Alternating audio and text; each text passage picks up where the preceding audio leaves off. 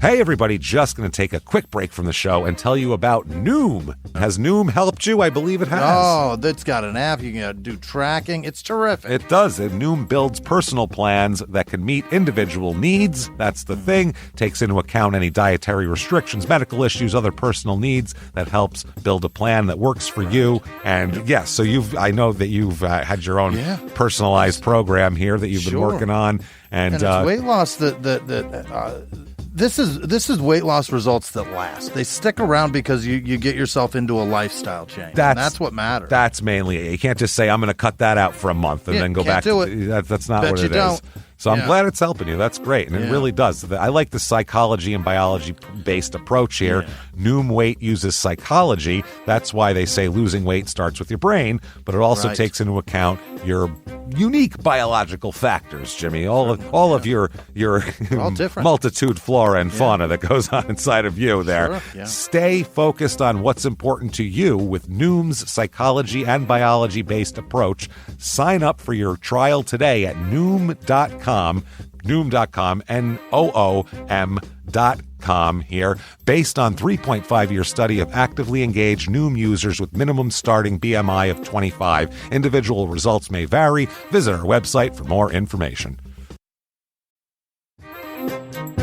Hey everybody, just going to take a quick break from the show to tell you a little bit more about Rocket Money. It's the start of a new year. It's the perfect time to get organized, set your goals, prioritize what matters most. And for me, top priority is getting myself together here. Financial wellness, doing that, which that feels important, just feels like adult stuff that you have to do. And thanks to Rocket Money, my goals feel achievable now. They show me all my subscriptions in one place, help me easily cancel ones I forgot that I've been paying for, which happened to me, absolutely happened to me. For years, I was paying for something. I was like, what is going on here? Rocket Money found it and saved me lots of money since then, because it's been a while. So they did a great job here. Rocket Money is a personal finance app that helps find and cancel your unwanted subscriptions, monitors your spending, and helps lower your bills so you can grow your savings. Rocket Money has over 5 million users and has saved a total of $500 million in canceled subscriptions, saving members up to $740 a year when using all the app's premium features. Cancel your unwanted subscriptions and reach your financial goals faster with Rocket Money. Go to rocketmoney.com/smalltownmurder today. That's rocketmoney.com/smalltownmurder. rocketmoney.com/smalltownmurder. Now back to the show. In the depths of an Atlanta forest, a clash between activists and authorities ends in tragedy. I'm Matthew Scher, and on my new podcast, We Came to the Forest, we expose the hidden truths behind a shootout that left one activist dead and countless lives forever changed. Binge all episodes of We Came to the Forest ad-free on Wondery Plus. This week, in Casa Grande, Arizona, the former owner of a popular chain of local stores disappears after a trip to the mall, but detectives uncover her longtime boyfriend is not at all who he says he is, and they have some questions. Welcome to Small Town Murder.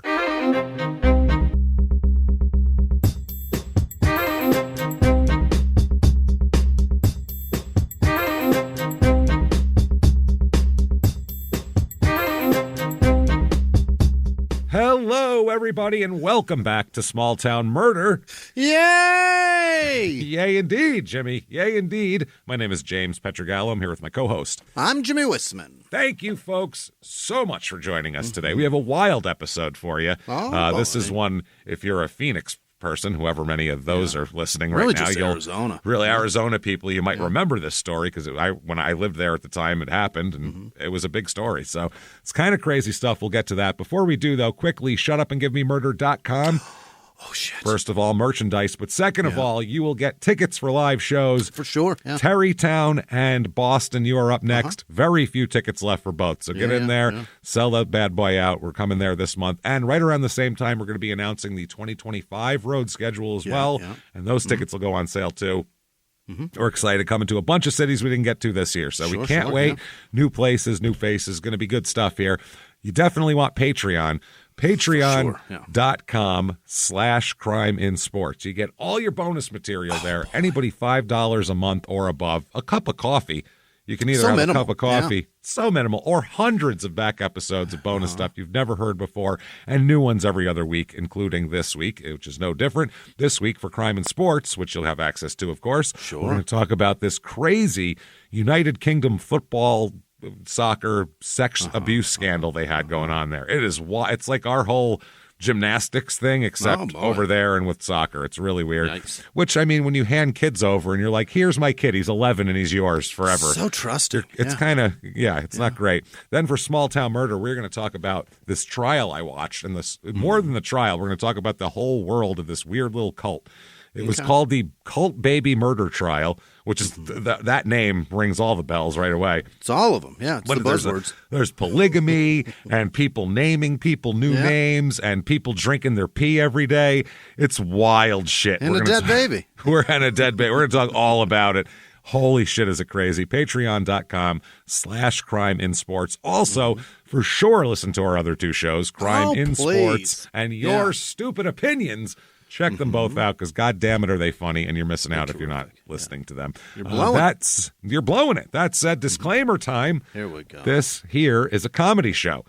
Right. We're comedians, and we're definitely going to make jokes. Now, of course, that doesn't mean the story isn't real. Unfortunately, these stories are as real as they get. No details are embellished or any bullshit like that to try to make anything funnier. It's crazy enough. There's enough murder that's crazy out there. No details need to be made up. So we're going to make jokes, and there's going to be murder. Those things can go together if you do it the right way. Yeah. And a good way to do that is to not make fun of the victims or the victims' families. Why is that, James? Because we're assholes. But we're not scumbags. See how that works? Super easy. You follow those, you're going to do just fine here. Simple. If you think true crime and comedy should never, ever, ever go together, maybe we're not for you then. I mean, I don't know why you're here at that point. But either way, no complaining later, because you're going to hear some wild stories. And that said, I think it's time, everybody, to sit back. What do you say? Let's all clear the lungs here, arms to the sky. Let's all shout. Shut up and give me murder. Let's do this, everybody. Okay. Let's go on a trip, shall we? Let's do it. We are going to Arizona. Yeah. Casa Grande, in particular, is a... Not the greatest. Not the greatest out there. No. This is, if you're driving from Phoenix to Tucson, it's a place to stop for gas, is essentially what you have where there. all the car accidents happen during monsoon seasons. Because you get those flooded. Dust storms. You can't see shit. Can't see anything. And that's, by the way, so many of the reviews of this town are terrible drivers. Good God, these are the worst drivers in America. Truly. Holy shit. It's really bad stuff. This is kind of southeastern Arizona, basically. About an hour and 10 minutes to Tucson if you drive real slow. Yeah, if you drive from Phoenix to Tucson, you just gun that shit, and nobody cares. You just go as fast as you can. It's about 30 minutes to Maricopa, our last Arizona episode, Cold-Blooded Obsession. That was the one. That was wild. The guy in the driveway, and oof, that was messed up, man. Bad lady. This is in Pinal County, area code 520, as we know. Motto here: Stronger United. Right. That's it. Just Stronger United. Or 2002. Yeah, exactly. They put that up September 12th. Little knockoff of September 11th shit. September 12th, 2001. That became their motto, and they're running with it. Lesser known motto is, please stop here for gas. We got nothing else to offer. A little bit of history in this town. It's kind of funny, actually. The Casa Grande itself was founded in 1879 during a mining boom in Arizona. Right. The railroad came through there, so they put a town up. In January 1880, it wasn't called Casa Grande, though, back then. It was called Terminus, which means end of the line. You named your town. End of the line, everybody. You don't have to get out, but you can't stay here. Stay here, but you got to get out. Got to get the fuck out. Terminus, which sounds like a diagnosis. It sounds like a diagnosis that you don't want to get. He's Terminus. Not Terminus. Oh, God. Dad's Terminus, everybody. He's not going to make it to Christmas. Holy shit. Why would you name your town? It's way too close to a pest company. That's so bad. Yeah. It had 5 residents and 3 buildings when it was called Terminus, which is almost a building per resident, which isn't bad. Not bad. In September 1880, railroad executives renamed it Casa Grande because they were like, no one's coming to Terminus. We can't get them to come here for some reason. Tell them it's a big house. I don't understand it here. Casa Grande would grow slowly after that. Some setbacks in 1886 and 1893. Fires destroyed everything twice. 7 years in between. Ouch. It all burned down in 1886. They rebuilt it with wood still. They're like, we're going to stick with this and just be more careful with fire this time, and it didn't work. What year did The Three Little Pigs come out? What year was it written? Because they had to know, right? I think they knew wood was flammable by then. Pigs aside, I think they knew. That's how they cooked the pig. They had an idea the fire was bad. So, it destroyed all the wooden housing structures there. Then the mining boom slowed down in the 1890s, and the town was basically just abandoned. Nobody was here anymore. Then they started growing shit here, and eventually people came back. And it incorporated in 1915, and from 1942 to 1945, it was a Japanese-American relocation camp. Do you know what that means? Everybody knows what that means. Pat Morita was there. Is that right? Yes. Pat the hero. fucking Morita. Yes. Mr. Miyagi himself was interned there. Yeah. So here's some reviews of this town. Okay. Holy shit. This person, I like when a person makes like a list in their review. This person, 4 stars, truth number 1. This is how they start. Truth. Okay. Truth number 1, no place is perfect. That is true. Yeah. That's true. That's truth. Truth number 2, some people are never happy. What is this?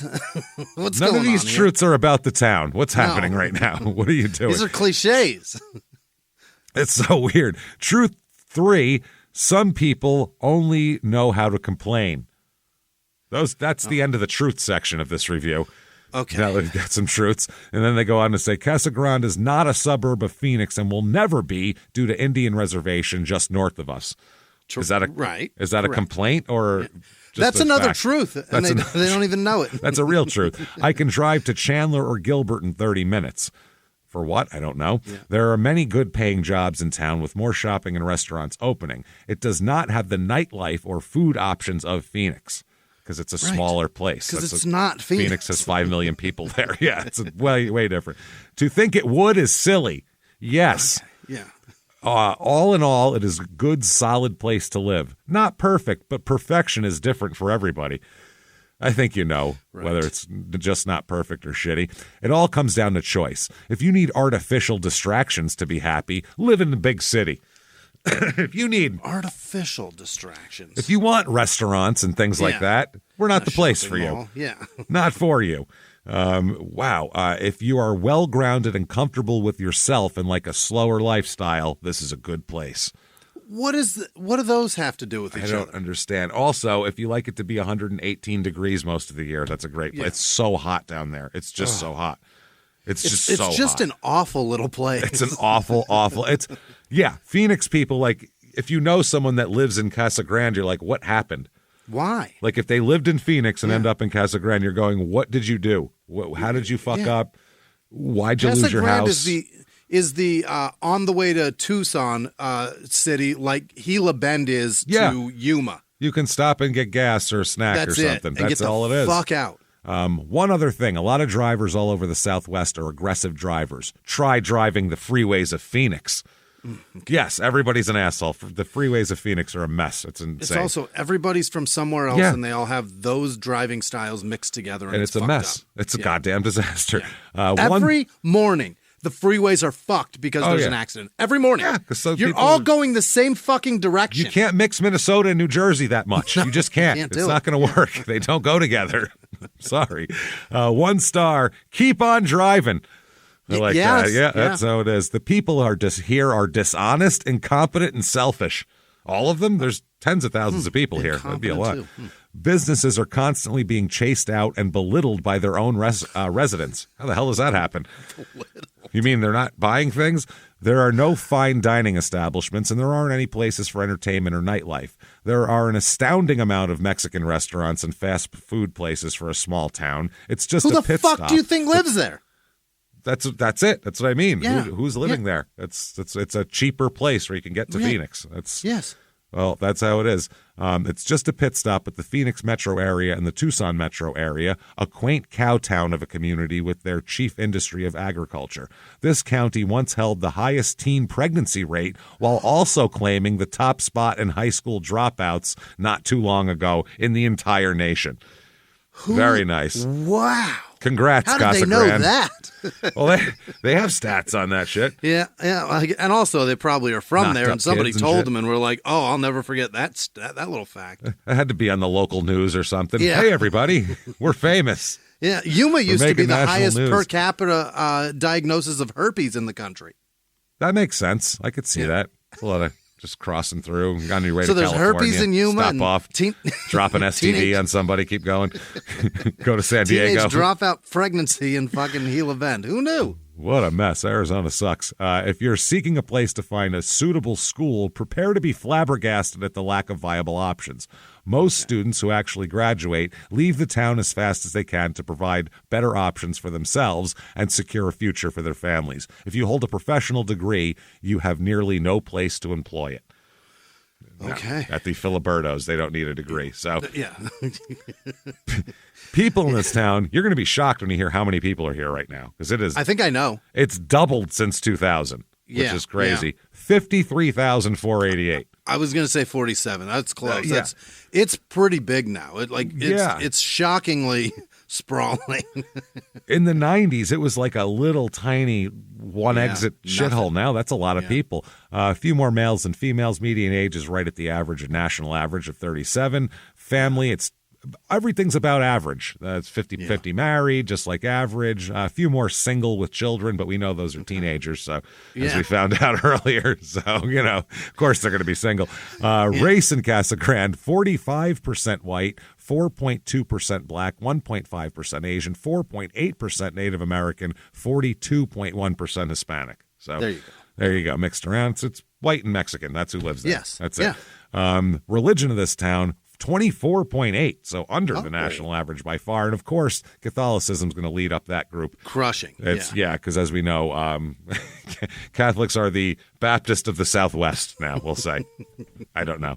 It's usually the North, but what the hell? Yeah. Spanish Americans, they really get into Oh, they love that. Yeah, that's a lot of Catholicism there. 6.9% unemployment rate, which is above the national average by a good clip here. It's just above 4 in the rest of the country, so I don't know what they're doing here.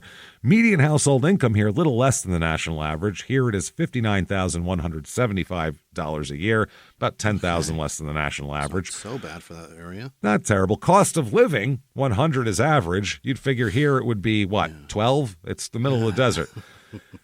It's 102. So above the cost of living in the rest of the country. Housing here, $325,600 is the median home cost to live Jesus between Christ. Phoenix and Tucson. Like, that is To live 40 minutes outrageous. outside of the eastest area of Eastiest Phoenix. Valley of the Eastest. Yeah.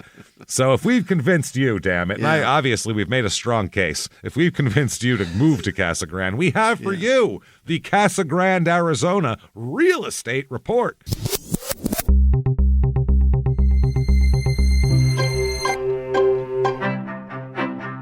Average two-bedroom rental here is actually well above the national average, which is remarkable. $1,450 for a two-bedroom apartment in the middle of the desert. God Okay. damn.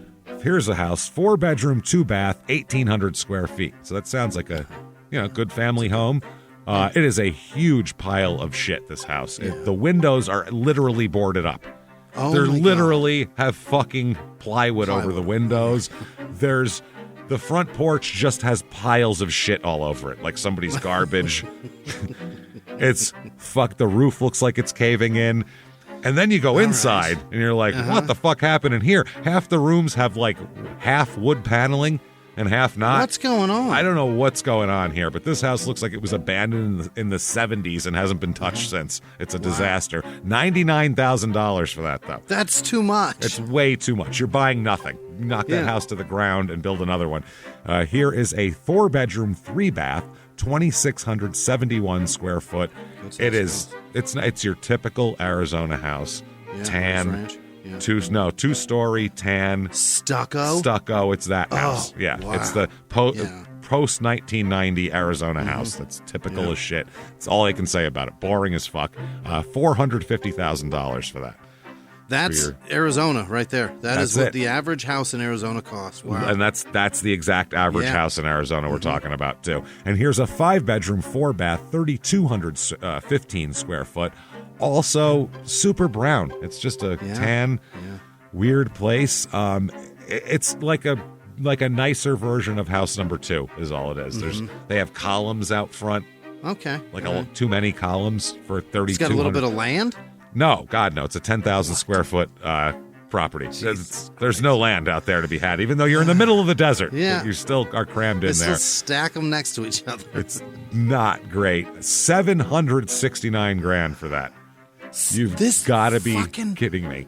We've done houses. Remember that one in Connecticut? I still want that house, and it's $700,000, and it's 100 times nicer than this piece of shit. This is oh my god. This thing's made of particle board. You could kick your way through the. You could kick your way into this house through the wall. No problem. If you've got some wire cutters, you can cut the chicken wire that literally holds this house together. It's chicken wire and particle board. That's all they make houses of out there. Wow. That's it. They're pieces of shit. Not worth this at all. Things to do here. Oh boy, the Gourd Art Festival. We're painting pumpkins, huh? Gourds. Like here, look. This is what they have. They make like a pot out kinds of it. Of different kinds of gourds. Okay. Yeah, there's all sorts of shit, and they make it look like pots. Those lumpy ones, daisies all over it. Okay. Featuring, who's going to be performing there? The Rusted Spurs West. And I'm going to show you these. Look at these folks. They are rusted. They're a little rusted.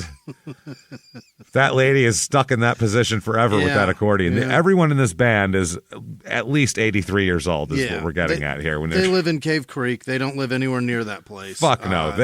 God, they dress like they live in Cave Creek for sure. Yeah. So that's what's going on there. There's gourd classes. I don't know. You got to pre-register for those, though. They must fill up fast. Is that right?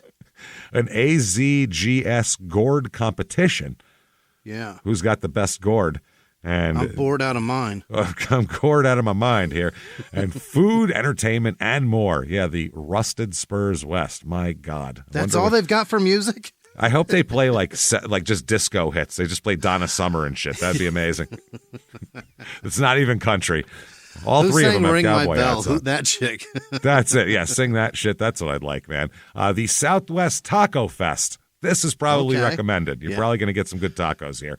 And if they aren't Mexican, if they're Native American ones, either way, you can't go wrong. They're so good. You're gonna be good here. I'm gonna tell you. You're gonna explode your fucking heart, but it's so good. Oh yeah, but you go to a small town in Arizona that's half Mexican. There's gonna be fucking good tacos. You're gonna lose your mind with how good that food is. It is so good. Well, that's the food I go for out there immediately because that's what I can't get. I went to Filiberto's immediately. Yeah. Last time I was just there and. Man, did it make me sick. Holy shit. Makes you so... Every time I eat Filiberto's, just liquefies my insides, and I don't care. I eat it anyway. It's like, I'm not on a plane for 2 days. Fuck it. Let's do it.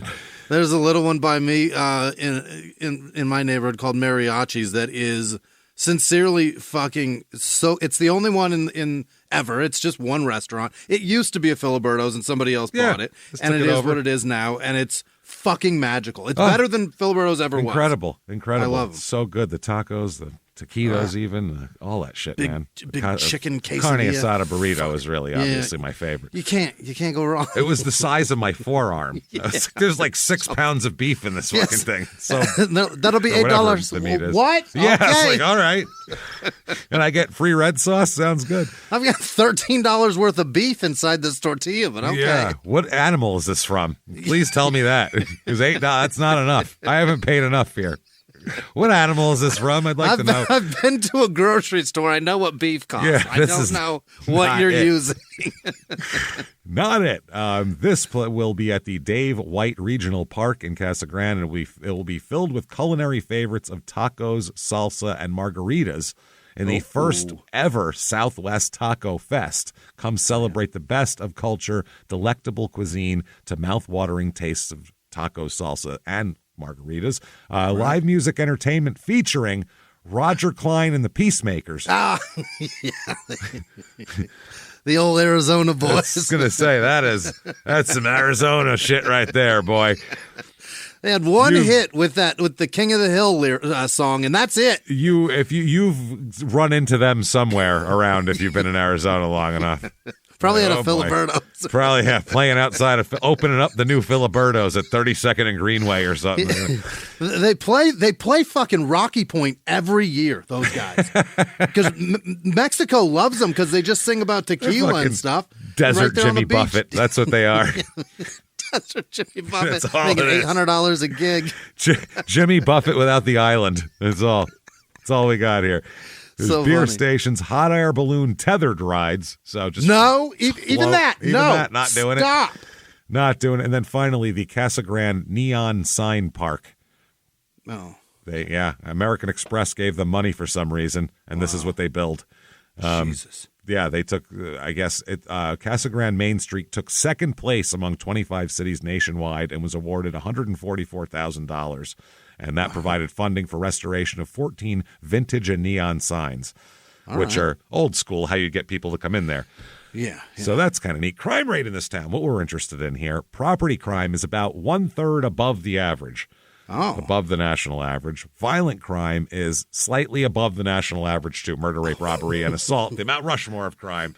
Also above the average. You're saying I've lived my life smart by staying the fuck out of here. By gassing up in Phoenix and keep the fuck on drive until you get to Tucson. Exactly. I can make it to Tucson in one tank of gas for sure, and I will. Miles. I will never stop here. I'm not stopping.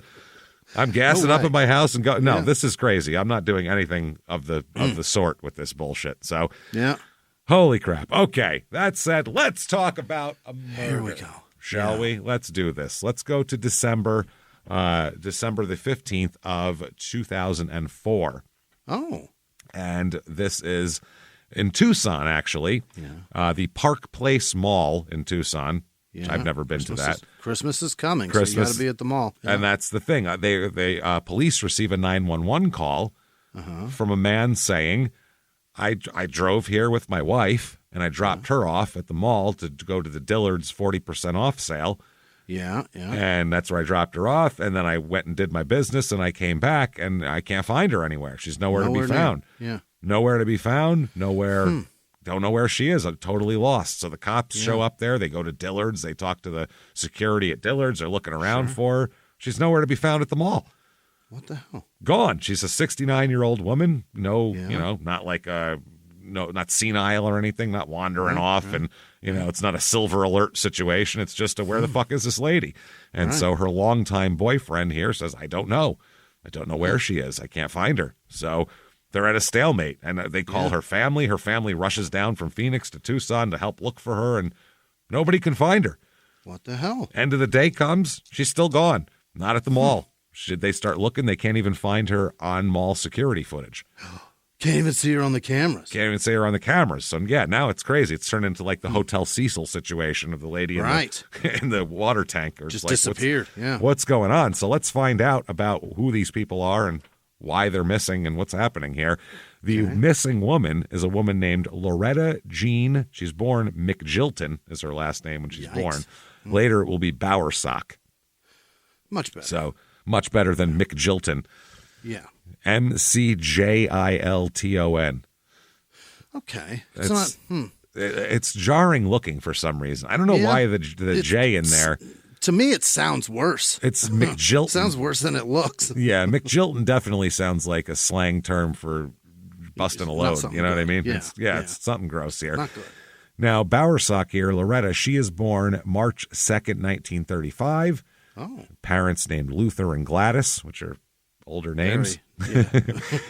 Those are definitely parents in the 30s. Those are, I was going to say, man, those people were born, pre-World War I probably. Yeah. So happy kid Loretta always was. Real happy. She likes to, as a small child, and all through her childhood and adulthood, she likes to dress up a lot and look her best all the time. Okay. She likes to be presentable, likes to present herself the best that she can. She grew up in Kansas here with her family, and she's very much into tennis. She's a very good tennis player. She'll be a pro at one of these resorts later on. Is that right? So, she's a very good tennis player, and I saw newspaper articles from the time when she was playing, like, in adult leagues, and, they were posting the results of them. So she played a lot. The funny thing is she has friends from a young age that she has her whole life. She keeps in touch with these people forever. Everybody said she was always Miss Personality. That's how she was. Yeah. Said she could talk to anybody about anything, great at small talk and bullshit and all that sort of thing. Apparently, she fought with her dad a lot. She's had a lot of strife with her dad here. He was an oil man who wasn't very good at finding oil. So was he in Arizona? Yeah, in Kansas. Oh, yeah. Okay, so a lot of times here when you get oil men that, don't do a good job finding oil, what they are is very poor. Is how that works. Because it's generally it. It's very expensive to dig deep in the ground like that. And then if you don't find anything, you don't make any money off that. So if you're a car salesman, you can't sell a fucking car. You own it, so you better figure it out. Better figure it the fuck out. And that's what goes on here. Yeah. And a lot of these oil guys, the wildcatters, as they're called, are guys that don't buy. They're not a big company, a conglomerate that buys a big area of land that they're pretty sure that has oil on it. These people are just speculating and buying small pieces and just drilling on it. And drilling fucking holes and crossing their fingers. For nothing. That's how Jerry Jones got the Cowboys. He got lucky on a couple of wells. He wildcatted? Yeah, he's a wildcatter. He got lucky on a couple wells he dug. Oh, wow. And that propelled his business up, and then he ended up buying the Cowboys after it. And now we've had to deal with him for fucking 40 years. Want to buy a couple of Derricks, James? I think we should. I don't think we should. No. It might all be fucked out by now. We'd put all of our money that we ever made into it, and they would drill, and they go, we didn't find anything, and then we'd be fucked. We got a lot of dirt. We're like, we're doing 7 shows a week now. Come out and see us. 7 live shows, 7 recorded shows. 14 shows a week. 7 live shows. We're recording every single one of them, whether they're worth it or not. We're really poor, is what we're getting at. Please help us. So she had a problem with that. He didn't do well most of the time, but he was one of these guys who the big score was right around the corner. The big score is right around the corner, which in the oil business, if you're a wildcatter, that's exactly what your whole business is you have to believe the next hole you dig is going to be the one that's going to strike it rich, or else why the fuck are you doing this? Hey everybody, just going to take a quick break from the show to tell you about the safest sponsor ever, Simply Safe. Absolutely, these people will keep you safe. It's amazing. You know that every 26 seconds a burglary takes place in the United States, according to the FBI. That means that by the time this podcast is over, dozens and dozens of homes will have been targeted, ransacked. God knows what happens here. So protect your home before it's too late with Simply Safe proactive security system. Simply Safe helps stop threats before they even have a chance to break in. Named Best Home Security System by U.S. News and World Report 5 years in a row. And by us for about the last 8 years as well. If you trust us, believe me, you want Simply Safe. So visit simplysafe.com/small to claim 50% off a new system with professional monitoring plan and your first month free. That's simplysafe.com/small. There's no safe like Simply Safe. Now back to the show.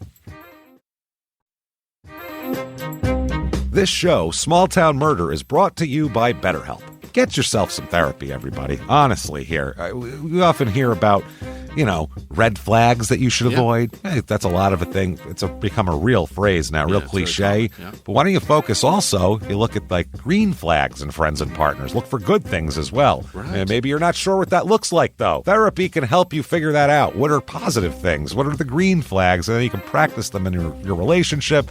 It's absolutely a fact. And so, honestly, we absolutely are huge advocates for this. It really, really helps. BetterHelp is fully online, making therapy affordable. It's convenient. They serve over 5 million people worldwide. You can access a diverse network of more than 30,000 credentialed therapists, wide ranges of specialties there. Here's the coolest part. You're not getting along with your therapist, you're just not feeling it, you can switch at any time, no extra charge. Wow. The thing is, they want you to get help. That's it. And you can do it with BetterHelp. Discover your relationship green flags with BetterHelp. Visit BetterHelp.com/smalltownmurder today to get 10% off your first month. That's BetterHelp, HELP.com/smalltownmurder. Now back to the show. It's doing the scratchies, man. That's essentially, Essentially, it's exactly what it is. So he would tell her someday I'll be coming around the corner and I'll be in a white Cadillac. You'll see. Oh, okay. That's what's going to happen here. He'll be coming around the mountain when he comes. That's it. Eventually, her father did strike oil, actually, and made good on this whole thing. But it was not until they had fought and Loretta had a childhood of a lot of disappointment and not a lot of money, basically. Damn it. Yeah. And she's got like 4 sisters, I want to say, or something like that. So it's a bigger family, too. Her mom, Gladys, had a real estate company. Then that's how they paid the bills, was mom's real estate money. And then dad is digging in the ground. Dad and his fucking hobby. Yeah, that's exactly it. So Loretta always said that when she found a husband, she didn't want some fly-by-night dreamer, some bullshit like that. And didn't want any part of it here. By the way, a lot of good stuff comes from a book called Bones in the Desert today. Jesus. So we'll find out why that means later on. So basically, she decided that she's not going to listen to anybody and would just do whatever the hell she wanted to. Okay. She didn't listen to her parents because she thought they were morons. She thought her mother was a moron for being with a guy who's a moron. And she thought her dad was an idiot who was drilling dry holes all the time. So he was an actual idiot. Yeah, don't tell me what to do with my life because you two have fucked yours up royally, is how she put it. And she wouldn't listen to her older sisters either. They would try to give her advice all the time, and she didn't want to hear it. She's like, no, I got this. I'm good. She's very strong-minded, and that's how she is. She meets a man here, a man a few years older than her. Yeah, I think about a 10-year age difference here. His name is Dave Bowersock, and he's an Air Force officer. Hell yeah.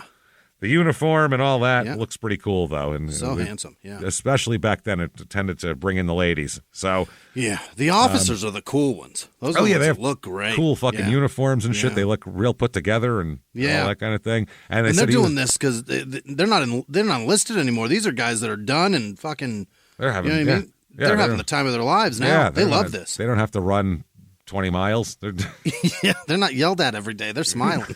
They think it's great. He's a very handsome guy, and Loretta likes a handsome, well-groomed cat. That's what she's... Handsome is at the top of her list here. She really likes a handsome guy. But all the sisters said he's too old for you. Like, he should be coming on to one of us, the older sisters. But instead, you're going out with him. This isn't cool. Not because they were jealous, but because they thought he was too old for her. Okay. And nobody was really that excited about her being with this older guy. Except for Loretta. Except for her. And she loved him and married him. She didn't give a fuck. And they moved all over the country because he's an Air Force officer. Yeah. So they move all over the place, and they're going to start a family here. Now, Loretta's very interested in everything. She's a very smart lady. She likes politics. She likes sports, business. She plays bridge in a league. She plays tennis. She's a gourmet cook. USA Today, yeah.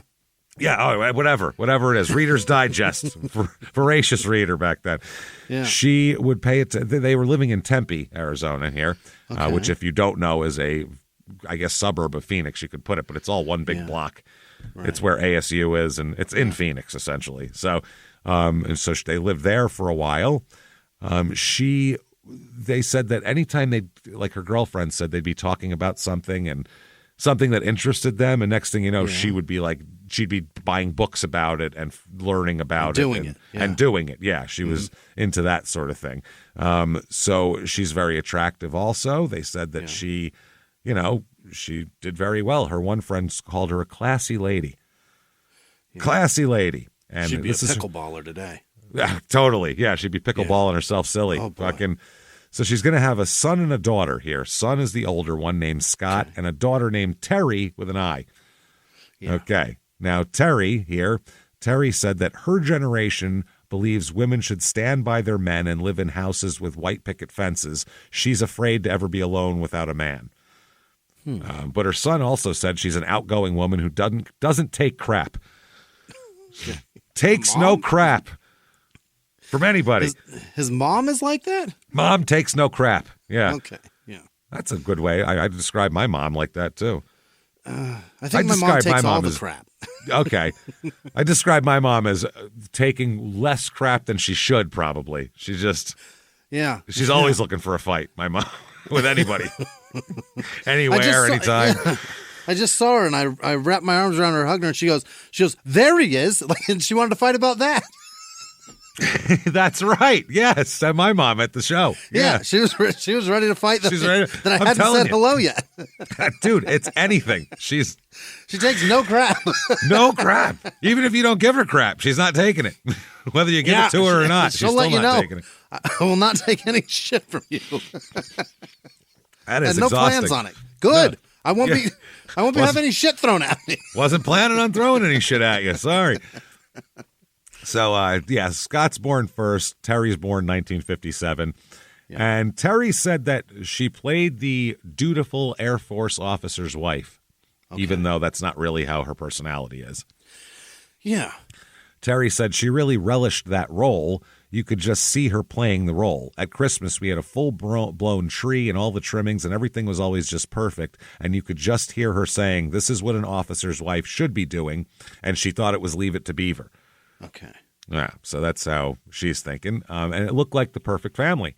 This handsome Air Force officer and his beautiful wife, and they have a lovely home, and one of each, a son and a daughter. And He's an Air Force officer in Tempe? Was he go to fucking Luke every day? That's I guess long he must. ride, man. Back then, I don't know. I guess there was no freeways to go all the way around back then, but there was also no traffic, so it'd probably be. You'd have to take Grand the whole way or something. Or fuck no. You'd have to take. Well, I guess some of the way, or the 10 out to fucking Litchfield. Oh my God, yeah, that's a ride, man. This might have been after he retired too. Maybe from the Air Force. Yeah. So Scott is the firstborn, and he is Loretta's apple of her eye. Yeah. Terry always feels second best here. Terry's also got some issues that she won't really address till later on. She's got some dyslexia, some learning disability issues that makes her not do terrific in school, so that might be why Mom kind of focuses a little more on Scott. Terry said, "My mother comes from a family of 5 sisters, so when my brother came along, she was in love. She had a boy. When I came along, it was just another girl, and I was a crying baby, so that didn't help." As opposed to the quiet babies that are always... Yeah. Jesus, Mom didn't like me. Scott says, about everybody knew I was the favorite, but I was the kid who wasn't in any trouble. Terry was a needy, noisy kid. I'm more introverted. I'd come home after school and go to my room and listen to music. Terry would come home bouncing off the walls. He said, to this day, he admits she's my sister and I love her, but I don't have anything in common with her. Okay. Not a big fan of Terry. Terry and Scott just not really getting along. Okay. That's as an adult they said that, which is crazy. And Terry noticed. Terry said that she had been an insecure child. She said she wrote in a journal at one time, "I don't remember being held and loved as a child." Oh, no. So, yeah, that's very interesting. Loretta seems a little bit cold toward Terry. Yeah. And it gets weirder as their relationship progresses here. She remembered fighting with her mom constantly, was a teenager. When she was a teenager, she said, "I closed off to you and ran away and ran away and ran away." She wrote in a letter to her mother. So she she ran away from home. She got in with the wrong crowd. She was a real kind of a source of acrimony here in the family. Terry was. Rebellion? What is this? It's a lot of shit. Rebellion, a lot of it too. And she'll explain later is she didn't do well in school because of learning disabilities, which made her not in an academic type of way. So then she started hanging out with kids that also didn't do well in academics, and they turned out to be kids that later on were fuckabouts, and then she got into that group, and so it's a snowball, really. Okay. This is exactly what we did, essentially. Only she doesn't seem to be figuring it out. No, well, she'll figure it out big time later in life, as we'll find out here. Good. Now, in the early 70s, there's a divorce. Loretta and Dave have a divorce.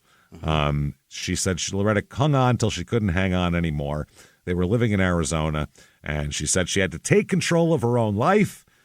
And Terry said, we watched her change after that. She said that the failure of her marriage fucked her all up, Loretta. She expected everything to be perfect forever. So that was a problem. She said that she started seeing Loretta basically dating anybody and everybody she could get her hands on just to try to find somebody because she wanted to be married and be in a relationship. Right. Younger men, older men, anybody she could find, as long as they were handsome, just men. Yeah. And she didn't really like any of them, and some of them saw her as kind of needy. So and nothing ever worked out. Now, Scott, the son, went off to study psychology, and Terry was finishing in high school here. And Loretta started focusing on what they called her own needs here. Yeah. So, and she does. This is the time when she's single. She dates a lot, but never is in a relationship. And she actually does a lot of things that are good for herself. And at 37, she got a college degree from ASU. Oh, really? So she went and got a degree. She started teaching dance and then taught tennis. And then she was a tennis pro at one of the resorts as well. Okay. She opened 2 different businesses during this time period in the late 70s. Yeah. She's making her own money. She was doing well. She bought a house, her own home. She had jewelry. She was doing good. Post 74 then, huh? Yeah, absolutely. Yeah, post 74 for sure, as we found out. God damn. She established a tennis club at San Marcos Golf Resort in Chandler. Oh, really? That was her deal. That's something that's a quiet fact about Arizona that a lot of people don't know. There are dozens of fucking golf resorts in this state. Oh, everywhere. Dozens. There are everywhere. I think everyone knows. I think everyone that knows that, though. That's Arizona's kind of known for golf now. Is it? It's all they do there is golf. I suppose. Yeah. Everybody's there for golf all the time. Yeah. It's just and then pool all winter. All Pools summer. And golf. All summer it's pool parties. All winter it's golfing. It's fucking golf, yeah. But she opened and ran the tennis pro shop there for 7 years. Wow. When it closed, it was because, according to everything that went on, that the resort didn't do what they promised, I guess. Okay. I don't know if it was a lease situation or whatever. Promote a business, whatever. Yeah, so she got all these letters of recommendation here from all these people because she was going to open up a new shop in another hotel. So she needed people to say, hey, she's great. Eddie Basha wrote about her. Wow. If you don't know Eddie Basha is kind of an Arizona legend because he opened the Basha's supermarket chain and did the commercials himself, and he's kind of a very well-known guy in the Phoenix area. The man has an elementary school named after him. Yes. He is a legend of Arizona that it's well, crazy. So does Kurt Schilling, though, so that's not really that big of an honor. He also was really involved in, like, charity stuff. Oh, yeah. And he was on the board of a bunch of different companies in the state. He was Mr. Phoenix, basically. Yeah. Like, he was... He's dead now. Yeah, as I said, He was Mr. Phoenix. Now he's... buried somewhere in Phoenix, I'm sure. Probably on the top of South Mountain or something. But the family doesn't even. You'd think that a guy that's that kind of a legend, that family would just be like, it would just go generational. But no, they just sold it to sell it off. Who wants these grocery stores? We got a shitload of them. Just like Discount Tire. Discount Tire. The guy that started that shit, rich as fuck. You'd think his son would just go right into it, and he sold the motherfucker. God, free money. Why work? Yeah. $1 billion? Jesus. Fuck this. Yeah, I would sell my father's legacy out from under him as well if it meant if he's dead. Fuck it. What am I doing here? I don't want to work at a fucking grocery store. he doesn't care. He's got a beautiful burial plot. He's fine. Yeah. I buried him the nicest way I could. That's enough, right? Most expensive one in Arizona. Eddie Basha wrote this in February of 1978. It is a privilege for me to write this letter of recommendation for Loretta Bowersock. I became acquainted with Loretta during the first part of 1974 on the occasion of her association with the San Marco Resort. In my opinion, what she accomplished was nothing short of miraculous. I heartily recommend Loretta Bowersock to you as both a tennis instructor and a proprietor of a pro shop. She is very talented and a very pleasant woman and friendly person to know. Why don't you hire her, Eddie? Put her on your fucking board. Let her open a tennis shop in one of the grocery stores. Who cares? She's terrific. I don't want her doing anything for me, but for you, I hope she does everything. She could do anything, really, just not for me. So by the time Terry was 18, obviously, it's kind of just her and her mom. Her dad's away, and her brother is doing his thing. So it's kind of her and her mom. Sure. So it started to change a little bit here. I guess Terry wanted to sell sandwiches and soda on the golf course that her mother had the pro shop on, and her mom helped out with her connections to get her to be able to do that. Terry is an ambitious business hustler. Yeah, she's looking. How do I make a business out of this? That's how she is. She's really smart like that. They apparently at that point they were trying to get along. And Terry said, we started tennis and we were friends and shared everything. This was the best time in life. So, yeah, it was pretty good. Now, this is a change because up till this point, Terry was considered wild, Loretta was considered bossy, and they didn't get along. So 1979 comes around here. Yeah. Terry's young. Was she 22 at this point, 21? Yeah. She opens a consignment furniture store. Okay. Apparently, it started out, she got a $2,000 loan from her grandmother, and using that money and other shit, she started selling stuff. She called it Terry's Place. Now, this will grow into Terry's Consign and Design, which if you lived in Phoenix, you'd know those stores were there's a shitload of them. They were all over the fucking place, those Terry's Consign and Designs. I think they're closed now, correct? I'm sure they are. I'm pretty sure, but it was in the last 10 years they closed. I mean, it's been really. Yeah, they were everywhere. Scottsdale and one on Indian School or something like that? There's one on Indian School for sure because they used to pass it all the fucking time. I remember their signs, their billboards they had little clever shit on their billboards. So sure, yeah. I guess Terry called her mother long distance from Kansas at 2 a.m. to suggest the idea for a furniture consignment business, which... If you call me from another state at 2 a.m. and you're like, I want to start a business, right? We'll get all this furniture. I'm going to go, how much coke have you taken? Number one. Yeah, is this coke or meth? This is coke talk. Now, meth talk would be, I got to get out of here. There's somebody after. Coke talk is, we can do this. It's grandiose. Meth talk is, we should take apart your TV and see how it works. Yeah. We can sell all the parts. Yeah. Coke talk, you're planning out 40 years in the future after your retirement from this successful business. Much different. So Terry signed the first lease and bought an old blue pickup truck with a green tailgate to carry shit around and bring the shit to the store.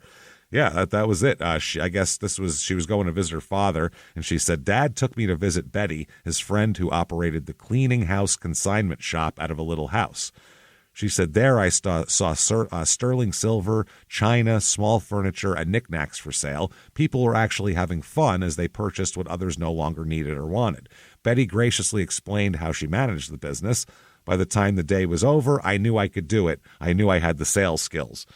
I just got to buy junk and sell it to people. That's it. But, I mean, she saw on the golf course, I bet people will buy sandwiches and sodas out there while they're walking, and she saw this. She said, there's a niche for this. There's a market for that, yeah. So she says, I just take off and do things. That's what Terry says. She's like, she gets an idea, and she's off with it. Wow. She said, then my mother slows me down so I don't get carried away. I'm driven by ego and my mother by money. Those are what they are, yeah. Terry is always trying to show that she's just as good as Scott, basically. Her whole life, and that's the thing that people get sometimes, is you get that ingrained in early in your life. Next thing you know, that is your whole goal is I'll show them, and you're still trying to show them at 50 years old when there's nobody else to show anymore. She can't even see it. She's so old. Can't even see it. Yeah. So it was, she said Loretta was the one who insisted on quality in the shop. Loretta said, I told Terry I didn't want to be a Sanford and Son, which is, I'm not selling trash. I'm not selling fucking pawn shops. I'm not living in a junkyard is what it is. Right. If you are too young for this, Sanford and Son was a show starring an all-time great comedian, Red Fox, where he and his son ran a junkyard from their house. And if you saw the opening shot, it was just piles of shit out in front of a dumpy house. So they said, we had some thrift furniture in the beginning, but I didn't feel good about selling it. I told her we'd turn things down until we got what we wanted. That's what Loretta said. Yeah. It's about quality. Don't just take any old crap and bring it in here. Terry said, I promised we'd always handle furniture Mom would be proud of. So when Terry went into opening another store in a kind of a shitty part of town, it didn't work. Oh. Yeah, because it still has to be a place where people have money to buy stuff. Yeah, because and if you're selling furniture, it's got to be, and if you're buying it low and then trying to sell it high, you're going to price these people out of your market. If you're thinking, it's cheaper, so they can afford it, but they can't afford that too. They can't afford good stuff. Right. Yeah, they can't afford any of it. So she said, Mother taught me to do it yourself. Mother taught me. When we put ceiling fans in this warehouse, it was me and a female employee. We never thought about calling someone to do it. Wow. Terry said, Loretta said, I remember saying, I don't know what to do with my life. It was a good feeling when she said, let's team up. So it was mom and daughter. She's running wires. Yeah, Terry just does shit. She wants to do it, she does it. So when the tennis craze kind of went away here for her, they opened the Closet Emporium at the Fiesta Inn, which was a tiny gift shop, basically. And they learned to work together. They had some disagreements. Employees would hear them arguing once in a while, but still, it worked out.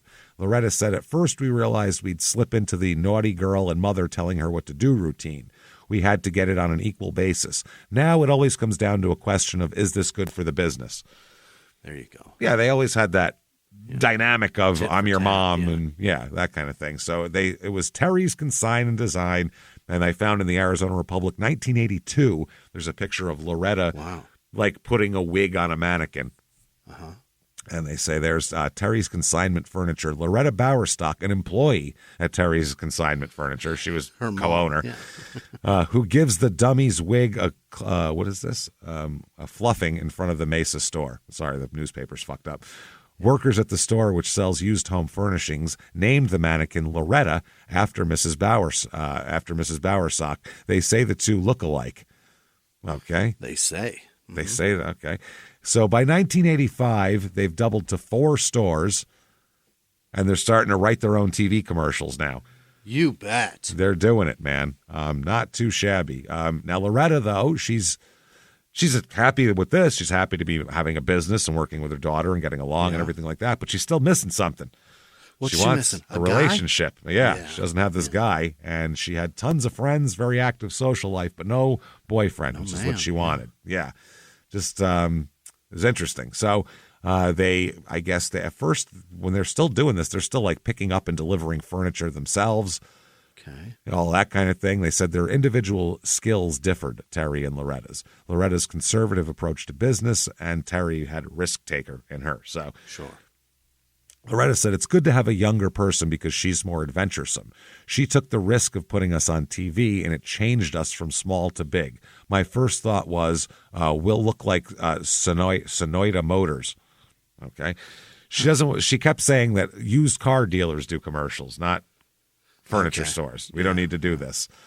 So, because she sees that Earnhardt fella. Earnhardt. That's what she said. Yeah. That ain't no bull with a stupid cowboy hat on. We don't and all want to be shit. that guy or the guy from Peter Piper Pizza. We got to be. Yeah. We got to have other people doing this. But like Eddie Basha did it, and he just did it in a nice way. He'd be in a suit, and he'd be like, "Come down to Basha's," and he'd show all the sales, and that's how he did it. The guy from Discount Tire dressed up like a woman and threw a tire through a fucking window. Yeah, he didn't give a shit. So Loretta said, we looked like the Beverly Hillbillies going down the freeway, especially when a sofa fell off. So they said when they paid the bills at the end of a month and found $13,000 left over one month, they said, holy shit, this is working. In the early 80s, that's a fuckload of money for a month. Yeah. They're like, holy shit, this is working.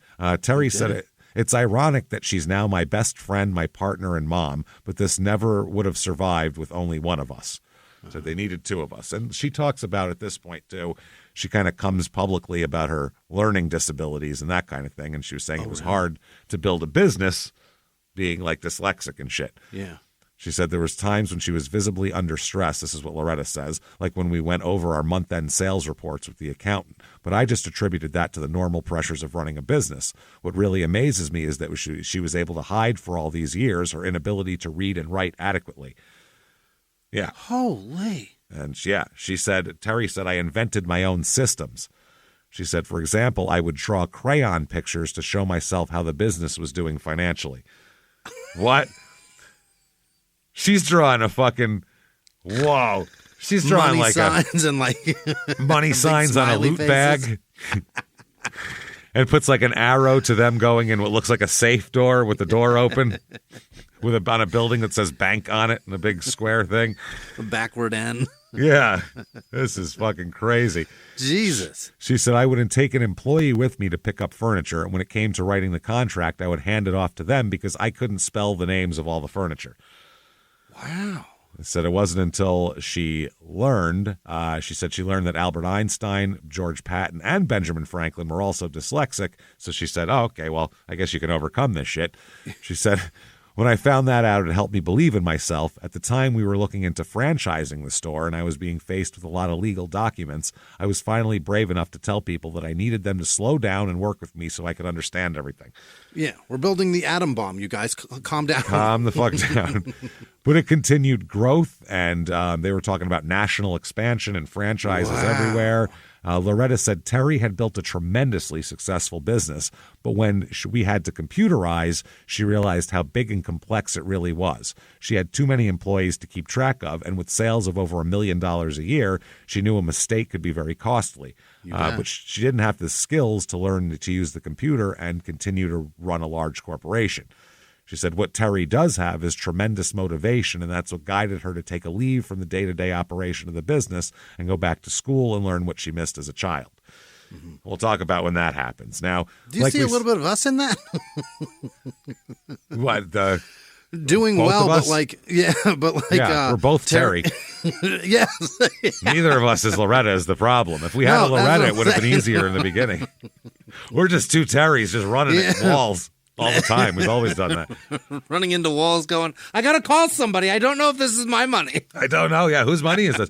Well, plus, no Loretta would try comedy. No Loretta would be a comedian because it's a dumb thing to fucking do. Because there's no future in that. Terry would be like, I'll just do comedy. You know what I mean? Because, you go out. That's it's a crazy thing to think to do. You know what I mean? Yeah. So, she, now Loretta's really into she's telling everyone, though, she wants a man. She wants a man. She wants a man. Like one to settle down with here. Just one. That's all I need. She's been divorced for over 10 years, and she's never anything solid she's come up with. She did have a 7-year affair with a married man. That's a problem. Atta girl. Jesus. Yeah, that didn't work out too well. 7 years. Yep. She maintained always that he was the love of her life, but he never left his wife. His name was Rex Armistead, which sounds like a cool Rex Armistead. Sounds made up. Star. Yeah, it sounds made up. Yeah, that's not his name. No. Rex, he came to Arizona as director of the U.S. Justice Department's Regional Organized Crime Unit after there was an assassination attempt on Arizona Republic reporter Don Bowles. I think that is the one where they blew his car up in Camelback. Isn't that the guy? Yeah. Yes, that's a very interesting story. Wow. Here. Very interesting. Hunter Thompson wrote really cool about that, by the way. Really good stuff about that, too. Anyway, Loretta met Rex at a bar, and she said right away, instantaneous attraction. And he said later, quote, I did love her. Yeah. Which means I might not have treated her that way, but, I definitely boned her. He says she was a good tennis player and a hardworking lady. He said he got to know Terry, who was well aware of how his mother felt about him, and they also became friends, and that'll come in handy later. Great tennis player. Worked really hard. You know what I mean? Batting my balls around. She's great at it. Real good about that. Rex, you're a dick. So he's a real dick, Rex. So summer of 85, she belonged to a bridge club. She's working in the store. Loretta's hanging out with her friends and, just doing shit. At this point, her and Terry are becoming kind of famous in Phoenix for these commercials. Doing terrific, yeah. And, so Loretta was Terry's the main person, but Loretta's periphery there. Her son, Scott, and his wife lived in Hawaii, so that's successful. One of her sisters died, but she's close with the other three. Mm-hmm. She writes long letters to her nieces and nephews and stuff like that. She's very nice here. Hey, everybody, just going to take a quick break from the show to tell you a little bit more about our stylish friends at Quince. That's right. Let's go elevate your styles, people. Yeah. Get it going, look good out there, and you can do it now without breaking your wallet, without breaking the bank, because at Quince, you can get high-end, versatile pieces at prices we can all actually afford, which is very nice. You want to get good stuff that lasts and it's good, and they have quality stuff that's very affordable, and you can do like we did, upgrading our stuff here, while still being a very reasonable price. Quince only works with factories that use safe, ethical, responsible manufacturing practices, along with premium fabrics and finishes. It's all quality stuff. You're going to love it. Trust us, it looks good. And I've got the leather jacket. It's a very high-quality item. Real nice, soft leather. Yeah. Jimmy's got his linen pants he's rocking. Yeah. They're terrific. Come on, be like us, be fashionable, get in there with Quince, indulge in affordable luxury. Go to quince.com/smalltownmurder for free shipping on your order and 365-day returns. That's QUINCE.com/smalltownmurder to get free shipping and 365-day returns. Quince.com/smalltownmurder. Now back to the show. Hey everybody, just going to take a quick break from the show to tell you a little bit about a very cool place, Thrive Market. Yes, we are both looking to get into the healthy swing this year. The problem is I don't know what's in everything, and I don't know if even I'm qualified to even read the labels to know if that's good or that's bad. Right. There's chemicals and things, and there's things floating around. I don't know what I'm doing out there. One of my favorite features, and I know you were talking to me about this, is the Healthy Swap Scanner in the Thrive Market app. Yeah, it's simple. You scan any item, and it'll instantly suggest a cleaner, healthier grocery alternative, which is it's great. Amazing. Yeah. That's great. Thrive Market also takes the guesswork out of finding these safe, healthy foods. For example, like I'm trying to get my protein intake up for energy. I'm always moving around. I need stuff, and I love that you can filter their site by the high protein options. Nice. It's very cool, and you can personalize this portion, and you can put filters on it. And get ready. You should be ready for a junk-free start to 2025. Get ready for it and head to thrivemarket.com/smalltownmurder and get 30% off your first order plus a free $60 gift. That's THRIVE market.com/smalltownmurder, thrivemarket.com/smalltownmurder. Now back to the show. Experience furniture shopping the way it's meant to be at Mathis Home, your ultimate furniture superstore. From sofas to dining sets, from modern to classic styles, they have everything you're searching for. With over 230,000 items to choose from, you're sure to find exactly what you're looking for at a price you'll love. Plus, everything is in stock and ready for fast, free delivery right to your door. So you don't have to wait.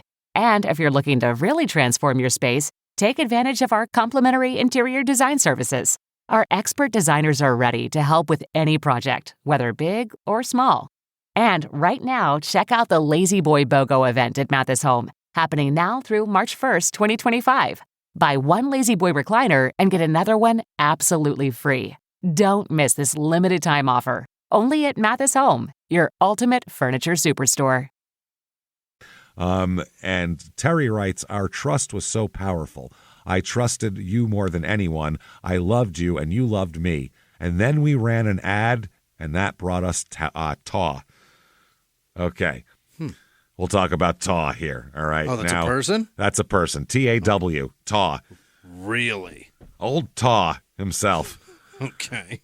Now, Loretta, this comes because Loretta has a house, and it's a big house, and she's all alone. So she'd rented rooms out periodically to people. And so she's put her room up for rent again, a spare room. Apparently, it's one of those houses that has like the master bedrooms all the way on one side of the house by itself. Yeah. And the rest are over there. So she's, there's still privacy. So she writes in an ad, executive woman, big home, nice suite for rent. Okay.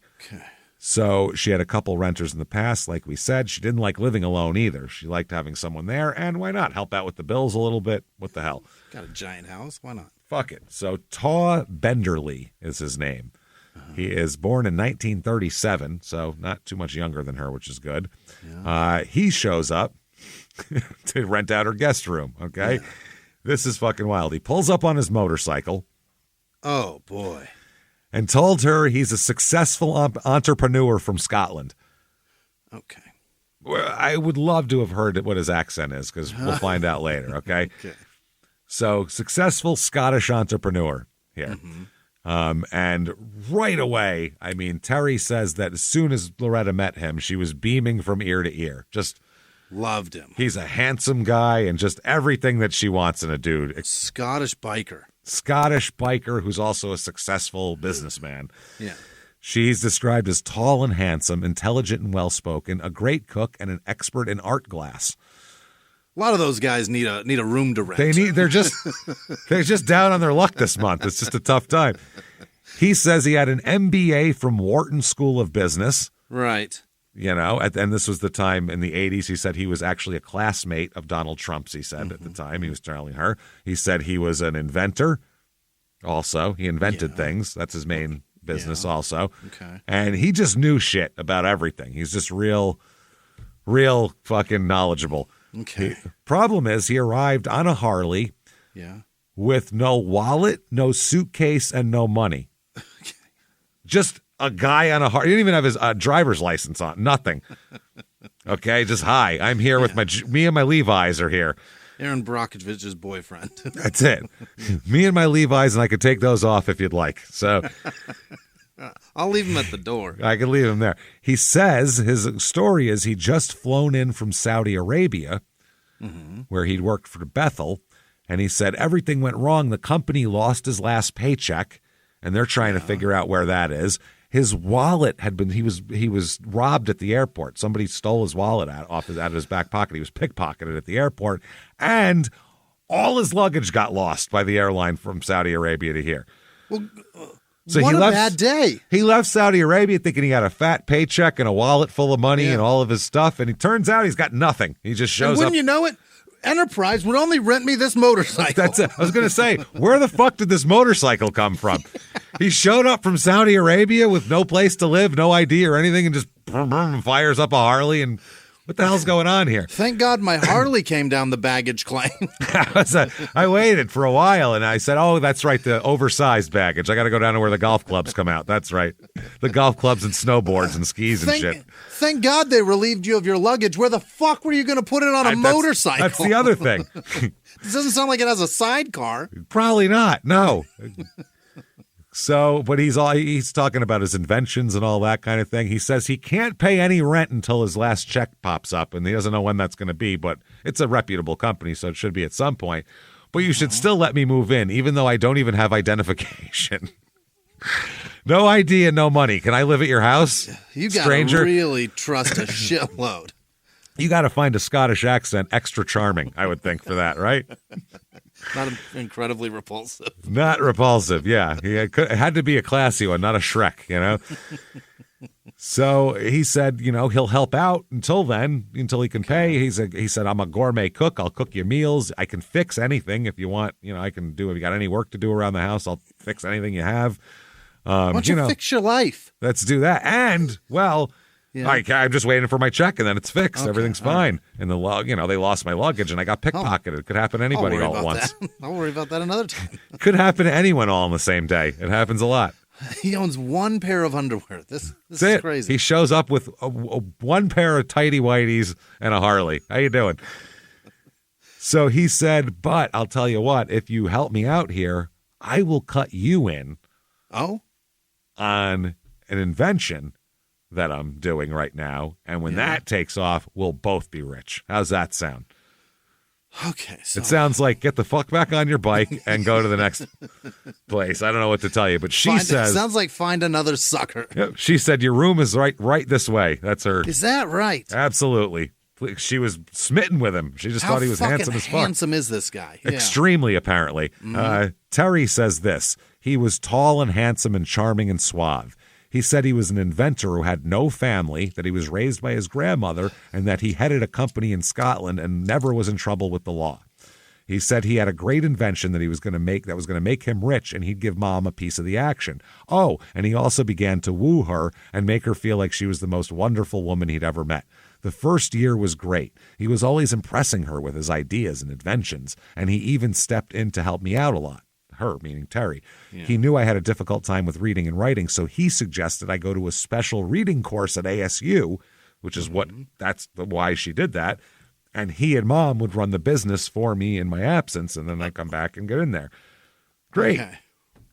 Because Mom helps run it anyway. So he said, I'll help your mother do it. Right. Yeah. I'll do the paperwork that you usually do, and so you go learn how to do it. Why don't you fuck off back to school while I sit here while I continue to snow your mother? Do you have a driver's license yet? How many pairs of underwear do you own, sir? Tell you what, you can't be part of my business until you own at least 5 pairs of underwear. How's that? Let's just make it that. Holler when your check shows up. Yeah, that's it, man. Go get yourself some Fruit of the Looms. So she came back 4 months later. Mm-hmm. And she said she was better equipped to run everything when she came back after the program. But she said her company was in financial disarray. Oh. She said my employees were coming to me saying, this isn't right. He's doing something wrong. And when I'd tell Mom, she'd stand up for him and we'd have another fight. Oh, boy. She said Mom always took Taw's side. And she refused to listen to anybody about him at all. She said that he just spoke with such authority on so many subjects that few people challenged him. And that fucking accent, if you have a decent enough accent, you can get over on that. It's crazy, especially in America. Any British Isles accent, you can get over with that shit in America. We just think you're charming. We have no Arizona? idea. Oh, forget it. Arizona even more. In the 80s especially. Yeah. No, Jesus.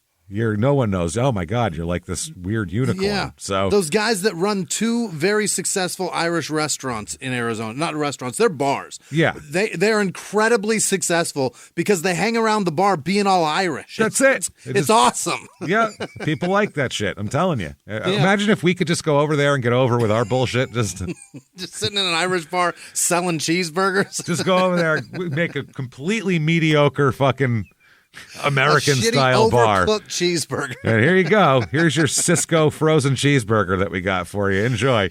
Here's and they go, A1. I just love the charm and just the atmosphere that they create with their charming accents. You know what I mean? That'd be great. Those fried onions on their burger. It's fucking delicious, these guys. Jesus They sold me a Budweiser. It sold me $4 worth of shit for $23. It was great. They sold me a $12 Pabst. The only place that happens is either overseas or fucking Austin, Texas, probably. That town is not going to last. That's going belly up, You guys guarantee are it. tripping in that town. You walk down the street, there is stores with boutiques with 3 items in them that look like they have $12,000 a month in rent. I'm like, this is not sustainable. And each here. of those things, they're selling them for $12,000 a piece. Yeah, and no one's in there. No. And these people, it's just mid-40-year-olds pissing their 401k away. It's wild, man. We were No looking way it's around. gonna We're last. going, this isn't going to last, right? Yeah, they got This the can't fucking last. driverless cars with driver cars just honking at them. Oh, my God. I almost got fucking hit by a Waymo in Phoenix. Really? When I was, it was fucking. Really? He was making a right on red while I was using my left turn arrow to turn, and he just tried to turn right into me. I had to swerve out of the fucking way, and I'm yelling and screaming. I'm like, who am I yelling at? I'm yelling at a fucking computer. robot. What do you do if it hits you? You got to get out and like beat the shit out of it, kick all the cameras off it, because you can't yell at anybody. There's nobody to fucking take your aggression out on. Siri, where's your registration? Yeah, that's what Siri, you better have fucking insurance. Yeah, Siri, where's your fucking insurance card? Holy fuck. So Terry said he didn't spend 10 minutes in his presence without knowing that he thought he was smarter than everyone in the room. Yeah. He had a crazy confidence in himself, and he's handsome, and Loretta liked him. They made a nice couple, a nice looking couple, and they look great. Next few years here, Taw and Loretta are enjoying their years. Everybody said they were the perfect couple.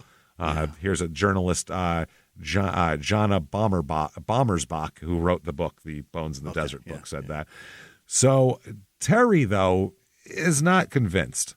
No? She's like, something's off. He showed up with nothing and has no proof of anything. So on a motorcycle. She's rightfully skeptical. Yeah. In the 80s, by the way. Right. That is nowadays, your dorky dad has a motorcycle. That's just normal now. But he doesn't go run his errands and introduce himself to people on a motorcycle. Let's go try to rent a room on a bike. Yeah. In the 80s, people who rode their bikes to run errands like that were a different breed of human. It's a weird person. Yeah. Yeah.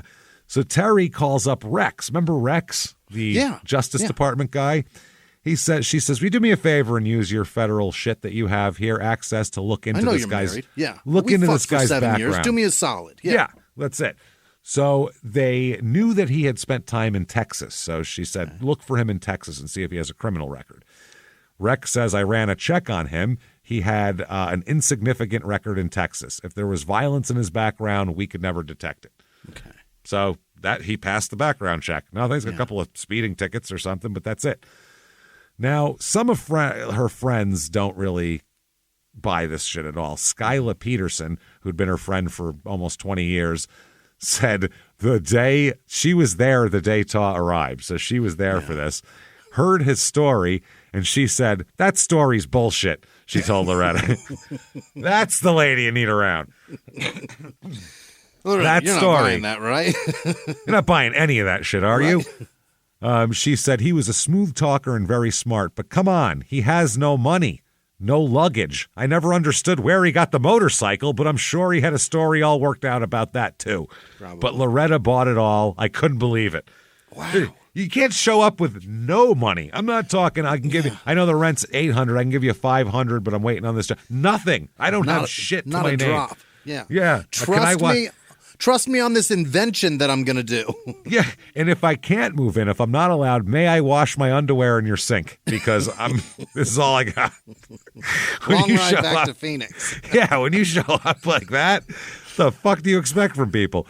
But she says that, it's Loretta loved him. What are you going to do? Took a chance on it. Her sisters either saw red flags everywhere. Her sister Darla said that she flew to Phoenix specifically to meet Taw because she didn't like what she heard so far. She said, I stayed with them for 3 days. I have a great bullshit detector, and his story didn't ring true. These people are hilarious. I love these old ladies, man.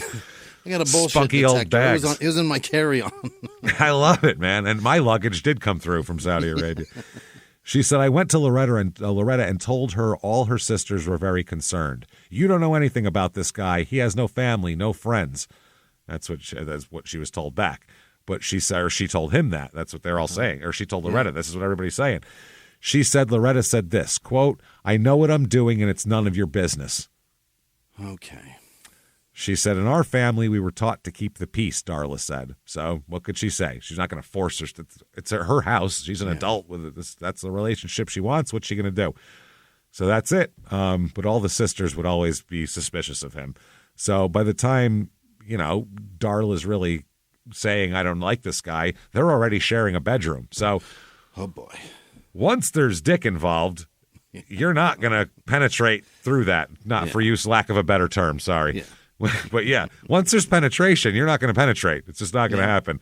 And they were sharing everything. They even shared her bank account because, by the way, his lost paycheck never showed up, and the airline could never find those dang suitcases. Damn it. Where did he just materialize from? Did he come out of a hole in the desert riding a motorcycle like a fucking some sort of weird Hell's Angels legend? He's like the what bad happened? guy from Raising Arizona. That's what he is, yeah. It's exactly who he is, except handsome.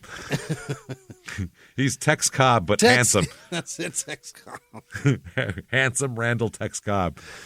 So he is a good cook, though. That is one thing. He could do, and he could also fix shit all around the house. So that he wasn't lying about. Okay, so he keeps her kind of satiated with good meals and fixed light fixtures and shit like that. So... And also very charming. They said he had a deep, resonant voice that was almost hypnotizing. And that accent and everything else is something's there, obviously. Yeah. So she let Taw be a part of her bank account and everything. He's very charming. Now, he's got some inventions that he wants here. Want to hear about these inventions? Okay. Yeah. He said that he had an impressive resume filled with business degrees and work history. I mean, he had detailed drawings of his inventions. He's always on the phone, setting up deals, making contacts. He's always in meetings with potential investors and partners, quote unquote, and all this type of shit. He thought the thing that he was really interested in the late 80s was solar power. Really? Which he saw that. But I mean, everybody saw that. Yeah, if we could get the sun to make electricity, that'd be cool. Yeah, it would. Yeah. I don't know. So he wanted this solar power, and he wanted to educate the world to all of its uses. And that's what he always said, I want to educate the world. He had big plans to create a solar power plant on the island of Lanai. Where the fuck is that? In somewhere like one of the smaller Hawaiian or somewhere Pacific. Oh, yeah. That makes sense. Because he wanted Scott to manage it for him. The Hawaiian he's going to have him deal with it. Hawaii. Yeah. So Taw brought legitimate businessmen into their lives, a guy named Gary Bailey from North Carolina, a company called Duke Solar. Gary and his wife Laura became close friends with Loretta and Tao, and Loretta and Gary, it was clear to Loretta that Gary was impressed with Taw and his ideas, and this was a guy who ran a solar company. He said Bailey said Taw was extremely bright and he had an amazing network of people in government and private business. He could open doors. He said, Taw's ideas never really went anywhere. He said that Taw just oversold things. He was great at the knowledge, but didn't know how to close a deal. It was so sad to me. Yeah, it is tough when you have all the facts, but no reason to fucking Couldn't sell do it. Yeah. He said that some of Loretta's money went for Taw's solar car cover invention. What? I don't know what you want a solar car cover for. I don't know what that does exactly. What does that do? Quote Keeps it unquote warm? solar blankets for your pool? Is it to keep it warm in the winter? That's a weird thing. Some to his serrated lawnmower blades. What? I think we have lawnmower technology pretty much figured out by the 90s, right? I think they're as sharp as they need to be. This one's sharp. This one, julienne. I know, that's what I mean. What do we want it to do? Slice a tomato and afterwards cut a can and a shoe in half? What the fuck are we talking about I don't here? need a fucking lawnmower blade any sharper than they are. Grass cuts pretty easy. It's very thin. It's not a... Don't need to really attack it. Sling Blade murdered a man with one without it being serrated. No serration at all. Also, his transducer audio speakers. I don't know what the fuck that is. For years, though, Loretta wouldn't admit that Taw's inventions were just a money pit, even though they're all this money she's investing in it. Right. And Scott said, I told my mother once I was tired of hearing about those inventions. I told her they're old, outdated, and they're stupid, stupid things. Scott's very honest. He said, I've been hearing about the same three things for 10 years now. Technology has moved on, and the time has come for you to move on. That worried me about her, that she was buying into this. And he's got her snowed. He said Loretta took his words and understood them, but didn't do anything. Yeah. He told her that he was not going to be involved, because Scott said he would be involved in the Lanai solar plant. But then he said I'm not involved anymore. Never got out of the planning stages. And even though Taw and Loretta had taken dozens of trips to Denver where he was supposed to be meeting with investors, quote unquote. Okay. But they found out the investors never showed up, and the trips mainly, they just stay with Loretta's sister, Shirley. Just hang out. So he hit up everybody that had $1 in their pocket. 2 nickels rubbing together in a pocket. He could hear that shit from across the room, and he wants your investment in his inventions. Loretta invested heavily. Terry invested a whole bunch of money based on her mom's advice. Some of their friends, neighbors. No. You can't come out of your house at that point. You got to really be wow. But they did it. They would invest in him, and they said he had never had any shame when he lost money. He never was like, "I'm sorry," or just that's somebody else's money. Yeah. Now their commercials are out at this point, the Terry's Design and Consign, and he's helping out with the business as well, like we said. And they said they didn't know what they were doing, or he was telling Loretta that Terry didn't know what she was doing. Yeah, that's what he's like, turning her against Terry. Yep. Terry, by the way, they didn't know whether to do the commercials, like we said. And Terry said, I have a gift of gab. I think it's how well you can deliver it. I would say if I truly didn't have the talent, I wouldn't do it. But if you're good at it, why not? People like to see who owns the company. And she'd have her mother on with her. She said it was a way of saying, this is a true mother-daughter team that's running this business. You can trust us. They said it's recognition that they can see people behind the company instead of, in the case of an IBM, who really runs IBM. Nobody fucking knows. Great point. Who runs it? That's what I mean. There's an article, there's fluff pieces on them just from 1987 about their own opening another store here, and all of this. Just this business is an amazing, mother-daughter business. It's incredible, and how wonderful the prices are, and all this type of shit. Terry says about the stuff they took in, we'd only take it if we think 10 out of every 15 people would buy it. We don't take too expensive or too different furniture. Before we accept it, we check it out like a used car. Mm-hmm. They wrote the commercials themselves, and one of them said, Mother and I have pre-selected the highest quality of furniture and priced it right for you. Uh-huh. She said, you can trust my mom. She inspects all the furniture to be sure it's clean and priced right. That's great. You have your mom. You can trust my mom. Yeah. That seems... That would have been a tough time to sell things, too, because a lot of people were still smoking indoors back then. Oh, God, yes. Stinking. I guess people they understood that, too, at the time, probably. Yeah, people would buy a piece and not care. Also, 'cause they're going to put it in a house where there's smoke too. So that's the other thing. Even people that didn't smoke, you go into their house, you could smoke in their house. That's crazy. Even if my they didn't aunt, smoke. dude, she collected those Cabbage Patch dolls. She had every fucking one of them, but it was in her house where she smoked, and they were all destroyed. I bet. When she died, she thought they were going to be worth money. They were fucking they're nothing. all covered in tar. They're all yellow. The black ones, the white ones, they were all yellow. They're all yellow. At the end of the day, I'm selling a shitload of Asian Cabbage Patch dolls, I guess. Are you kidding? Your aunt, not me. Your aunt's, she's an old lady. Yeah. That's. I was being your racist old aunt. Going, I don't know what they are. Hold on. I think the Chinese or something. I don't fucking know. We weren't allowed to touch them when I was a kid. I wanted one so bad, and I couldn't get one. She'd buy them and then just store them in her fucking back bedroom. I'd walk back there and look at them all. Still?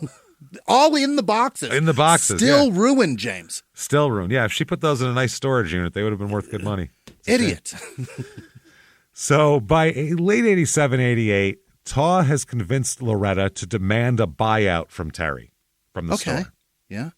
Terry didn't want the buyout, and she couldn't afford to buy her out of the business. So Terry wants Loretta to get bought out by Terry. Yes, to get out, to get a big lump sum of money and get out of the business because Terry doesn't know what she's doing. That's what he says, basically. Mm-hmm. So Terry didn't know what to do here, but she said that if I did do this, then it gets Taw away from me and out of my company. So she finally agreed.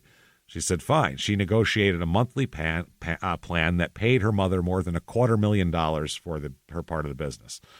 Monthly? No, not monthly. That's the total. She's going to pay it monthly because she doesn't have the money sitting there in a lump sum. Yeah. The offer was blunt, basically. They said, you buy me out or we buy you out. But someone's buying somebody out. And Terry was like, well, I guess I'm out now here. Yeah. I guess those two are business partners. So Taw here, he's doing this, and Taw suggested they could save all the legal fees if he wrote up the papers himself. I'll write up Okay. As just to be a nice guy.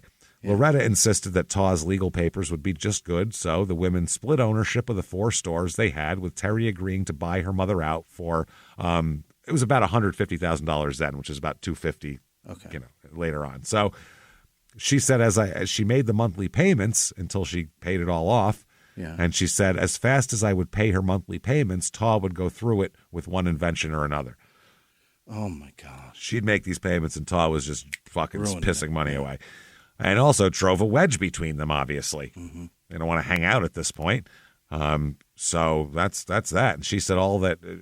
Terry said he just seemed to care about, the money. That was it. So Terry ends up creating a big empire. Eventually, she had 36 stores across the nation. Is that right? Fuck yeah. Made her a very wealthy woman also. She did very well. And now Loretta didn't invest the money that she got from Terry. It was just all spent on, bullshit here. Loretta was supposed to be selling off real estate, but that didn't go anywhere. She has a real estate license as well. She would buy secondhand items and, sell that stuff here and there on eBay that she found at garage sales. And neither of them ever had a job, Loretta or Taw. Wow. And Terry said finances in our relationship had become very draining and distant. 1991, Terry versus Loretta, steel cage match, Royal Rumble. Here it goes. In court, or we're going to actually fight? Well, they're going to fight in court and maybe throw hands. This is how Terry says it. She says that Loretta showed up at my house dressed like Alexis of Dynasty. So that was a soap opera in the 80s about rich Dynasty. people. Yeah. Just dressed to kill, and you could tell that she had to be rehearsed to do this. And she said, I'm still an owner, and she showed me those papers Taw had done for us, which showed she was still part owner of the company. How?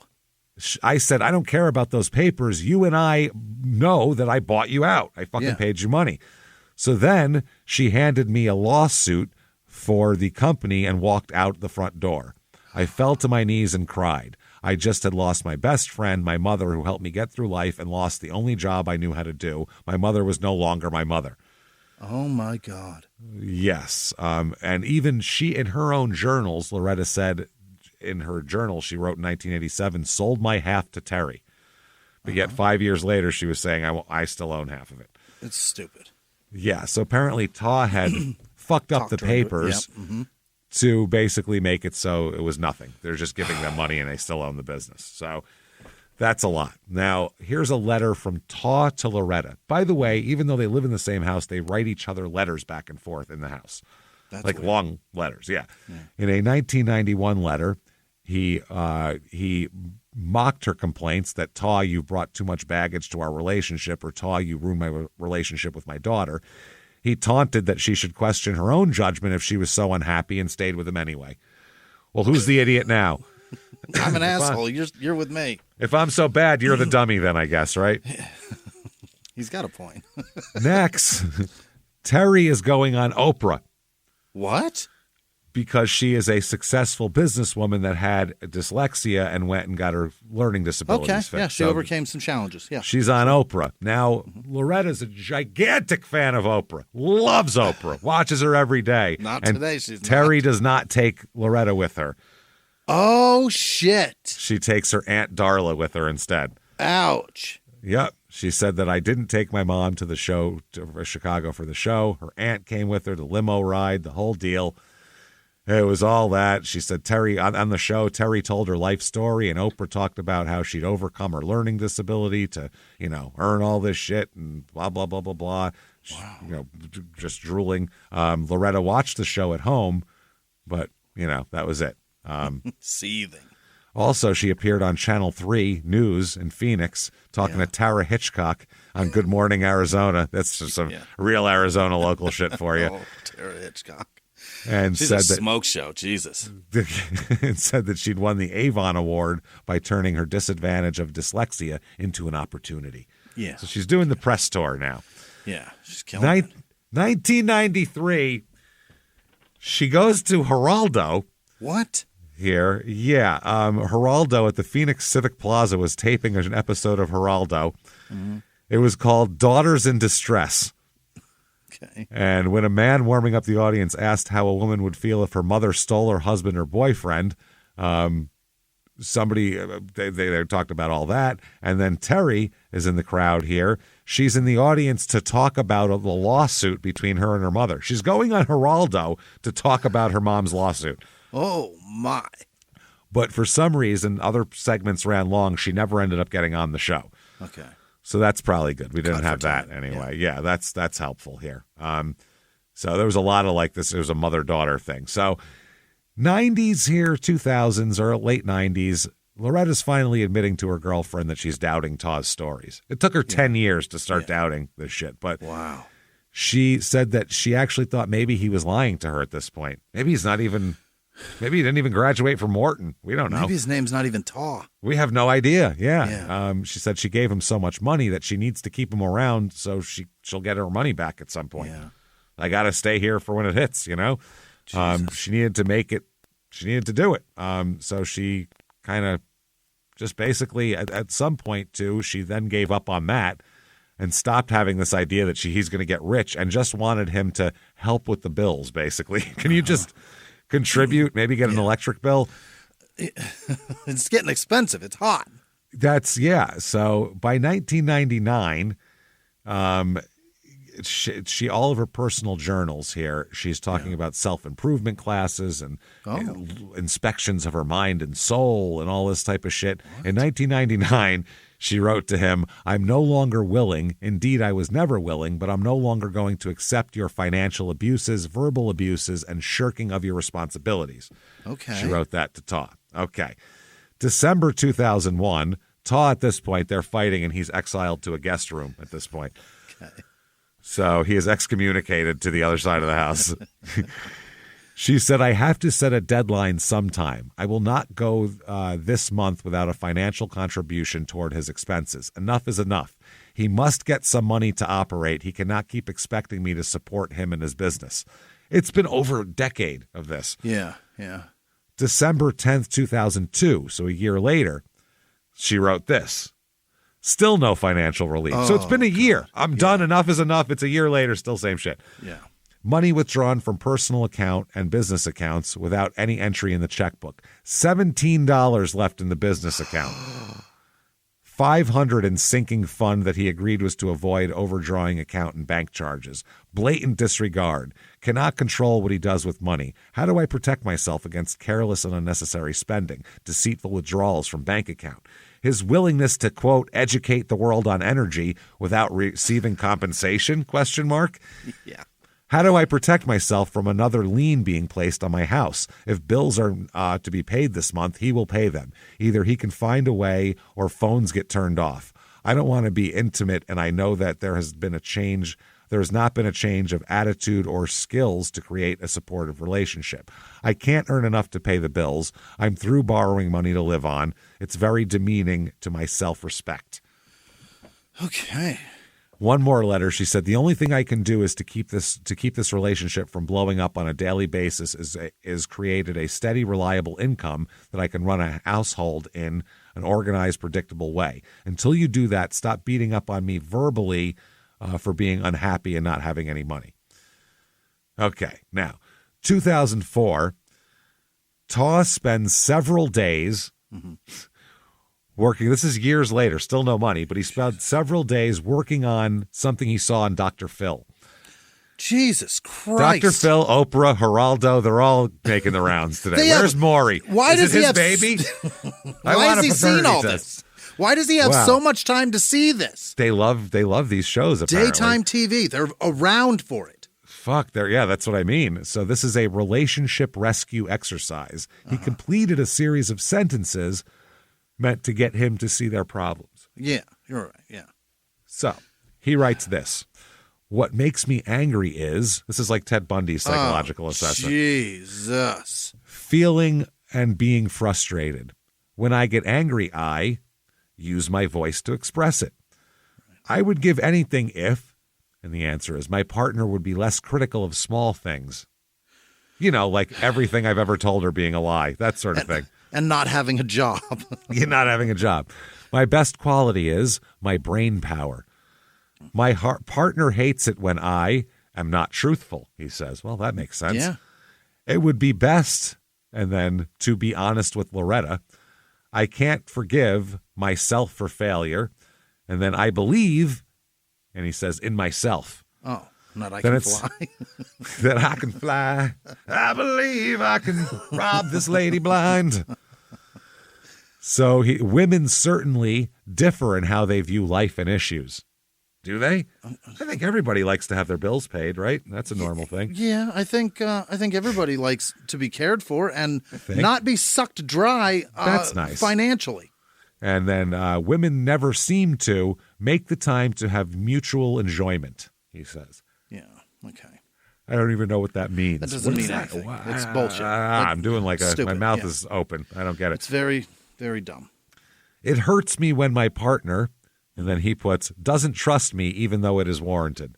He is hoping she reads this. This is very manipulative. Oh, that's right? all it is. That's all it is. He's doing this in the house. He didn't go on Dr. Phil. He's just writing this down, I'm sure, leaving it on the kitchen table and shit. Yeah. He's like, I'm doing the steps, man. Very passive-aggressive, but also manipulative. Later on, a forensic psychiatrist named Dr. Stephen Pitts said that she wasn't hardwired to deal with a guy who was so manipulative. She was an emotional hostage to this guy's manipulation. There you go. Yeah. She was used to trusting, and this guy turns out to be just like her dad. Mm-hmm. So December 2004, a lot of problems. Her income each month consisted of two sources. Social Security sent her $474. Jesus, yeah. And she had an investment. She had a house on Abraham Lane in Phoenix that Terry had bought for her years earlier. Oh, nice area. She rents that out for $1,495 a month in 2004. Yeah. So that's good. Mm-hmm. So she said she had nice renters, paid her rent on time, and all that kind of thing. She also has a second mortgage on this house she had to take because Taw needed money for an invention. So the house. Yeah. What a ridiculous sentence. That's exactly. He needed invention money, so they took a second mortgage out on a fucking house. Damn it. The mortgage for this house, because of that, costs her $1,209.08 a month. So she's making $200 a month on that house. Yeah. after she paid her mortgage, she had $759.92 for everything else. From every stream of money. Bills, food, you name it. Mortgage oh my paid. God. That's not enough money. No. For everything. Bills, especially Arizona in the summer, your in electric bill is almost that. Yeah, you're in so much trouble. You're fucked, basically. Then they would have little bits of income that they earned by buying and selling items they picked up at yard sales and sold them either through Terry's or on eBay. How depressing. So, yeah, they would try to do this. They were trying to, flip garbage and houses and whatever. Loretta had a real estate broker's license, but only sold a couple of houses, so never really made any big money off of that. Yeah. When she had nothing else, she would turn to Terry as a last resort, and Terry would loan her money and gift her shit and that this sort of thing. This is a 60-year-old woman. Yeah, exactly. Not wanting to 65-year-old woman. Yeah. So she said that, and Taw would say, why don't you go he would go beg Terry for money too. Yeah. One of Terry's employees said that the staff would whisper to one another on days that Taw would come to the corporate headquarters. She said he'd sit in that lobby for hours on end until Terry would cut him a check. We thought it was so humiliating, but he didn't seem to mind. No, because he's leaving with the check. That's it. Hey, he doesn't care. He has no pride in this. Yeah. And Terry said, I always gave it to him because I didn't want my mother to be without. But I knew she'd be embarrassed if she knew he was borrowing from me, so most of the time we just kept it between us. Last year, she had slipped him $40,000. This year, it was $20,000. $60,000 in 2 years. She didn't see herself, she said, as an enabler. She resented all this, but she couldn't do anything. She said it was her mother loved him, so what's she going to do? And she basically said she was pretty positive that she would probably tell my mother that these checks coming in were for investors, for inventions. Yeah. It's probably what it was. And while her mother always promised that one day she'd repay the loans, Terry knew that Taw had no intention of giving her a fucking dime. Yeah. So Loretta once wrote a demand letter to Taw here saying that he doesn't contribute to the monthly bills and he has to, or he needs to get out. Yeah. She at one point she demanded $6,000 a month as his share. Okay. And he gave her nothing. He didn't give her $6 a month. December 7th, 2007, a wire transfer is completed, and Loretta is finally getting a couple of bucks here. She, I guess, sold the house to the people she rented to and got a wire transfer for $69,119.25. Okay. Yeah, and Taw actually did something decent here. His scheming and scamming when it comes to paperwork works out sometimes. He told her that they would escape capital gains taxes if the money were wired into his business account, so it would look like an investment fee. Yeah, that's what scumbags do. They know those loopholes. That's what everybody with money does. Yeah. That's how they keep money. So Loretta figured she'd be saving thousands, and it was. So there you go. So she wrote in her journal, and she said that I will give him some money to get out of here and pay back Terry. That's her plan. Yeah. Going to boot him. She detailed nearly a year ago on a list titled What I Want for Christmas 2003-2004. And, it was paying off credit cards to 3 to 5 day stay at a health spa. She wanted certain gold earrings that she liked and also a front entry landscape job, including a new sidewalk and driveway. How about that? Wednesday, December 8th, 2004, she had an appointment for a flu shot. And then on her day planner, she wrote Saturday night dinner. This is a Wednesday, so this upcoming Saturday. Saturday night dinner with her friend Lorraine Combs. It said Combs, dinner, and Christmas lights. Beautiful. Saturday, December 11th, their neighbor remembers seeing Loretta cleaning out the double garage. She said she was always cleaning it because Taw always had his shit scattered everywhere in the garage. She didn't like mess, really. I guess one of her Christmas wishes the year before had been clean garage by January 15th to last for a year, but that didn't work out. That'll last till February. Yeah. Another neighbor who was hanging her Christmas lights when she saw Loretta sweeping the front porch while Taw was in the garage dicking around on something. So that same Saturday, Loretta and Taw went to the Zales jewelry store in the Fiesta Mall. Oh, yeah. Oh, that's a big one. The clerk said it was a strange visit here. They said the woman wanted one of her rings sized and needed it back before the end of the day. The man became angry when they were told the ring could not be sized that quickly. The man said they needed the sizing done right away because they were leaving for Tucson in the morning. As the man became angry, the woman became meek and looked like she was going to cry.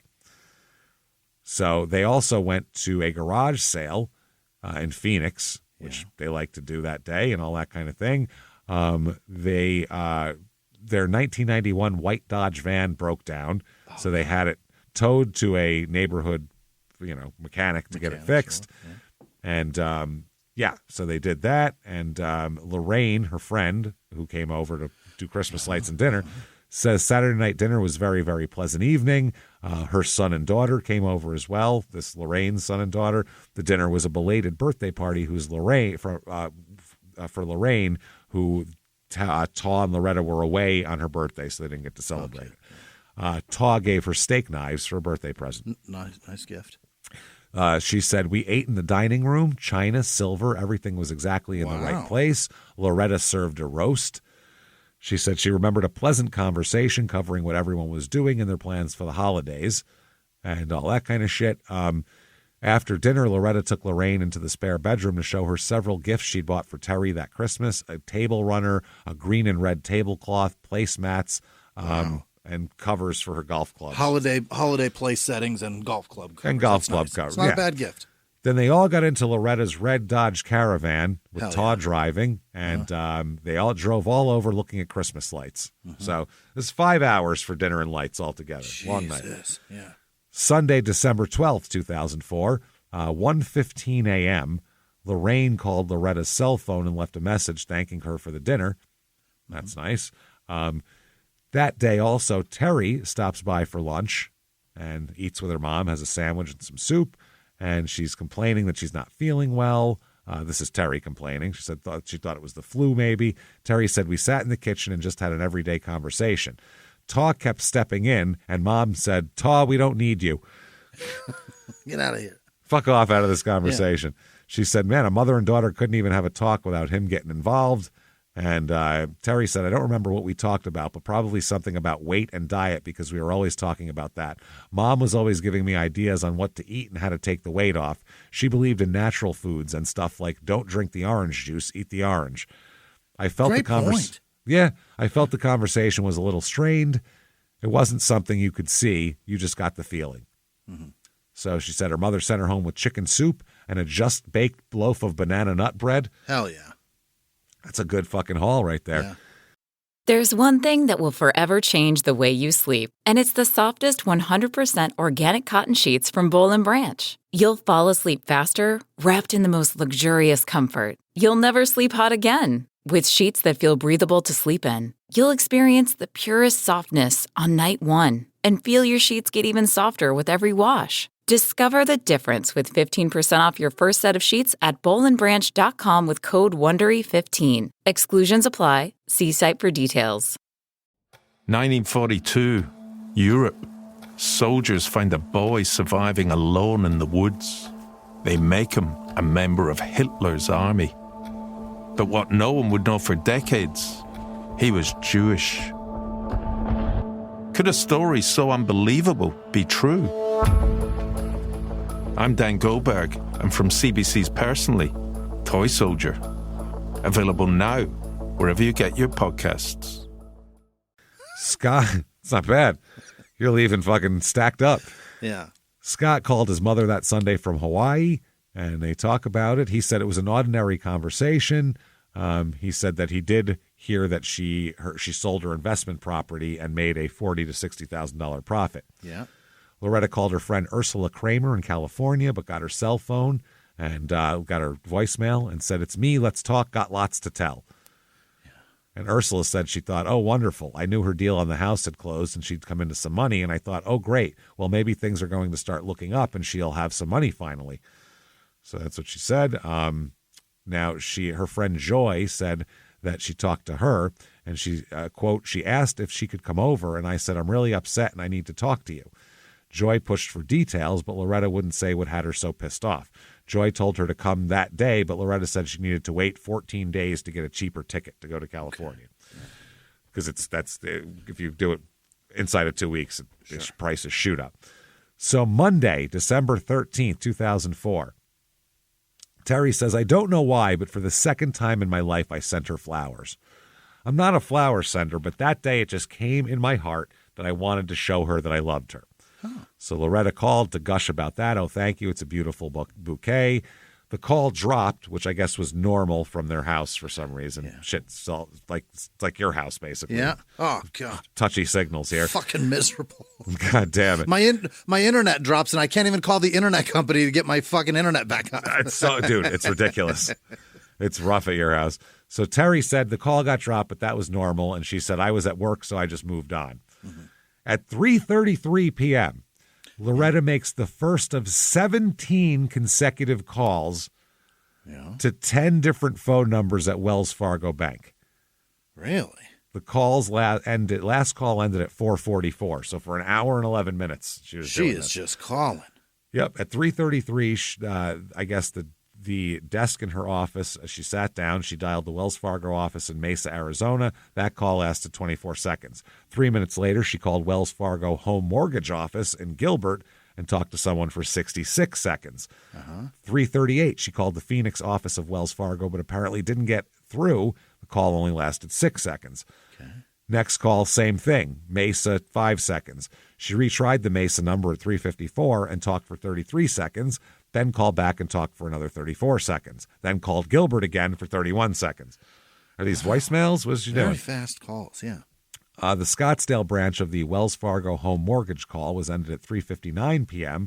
for a 48-second call. Gilbert again for 45 seconds. Phoenix again for 8 seconds. A redial for Phoenix that created a call that lasted 76 seconds. At 4:15, she called the Gilbert office again for 59 seconds. Then Phoenix again in 2 calls, one for 10 seconds and the other for 50. At 4:20, she talked to someone who she got some answers for.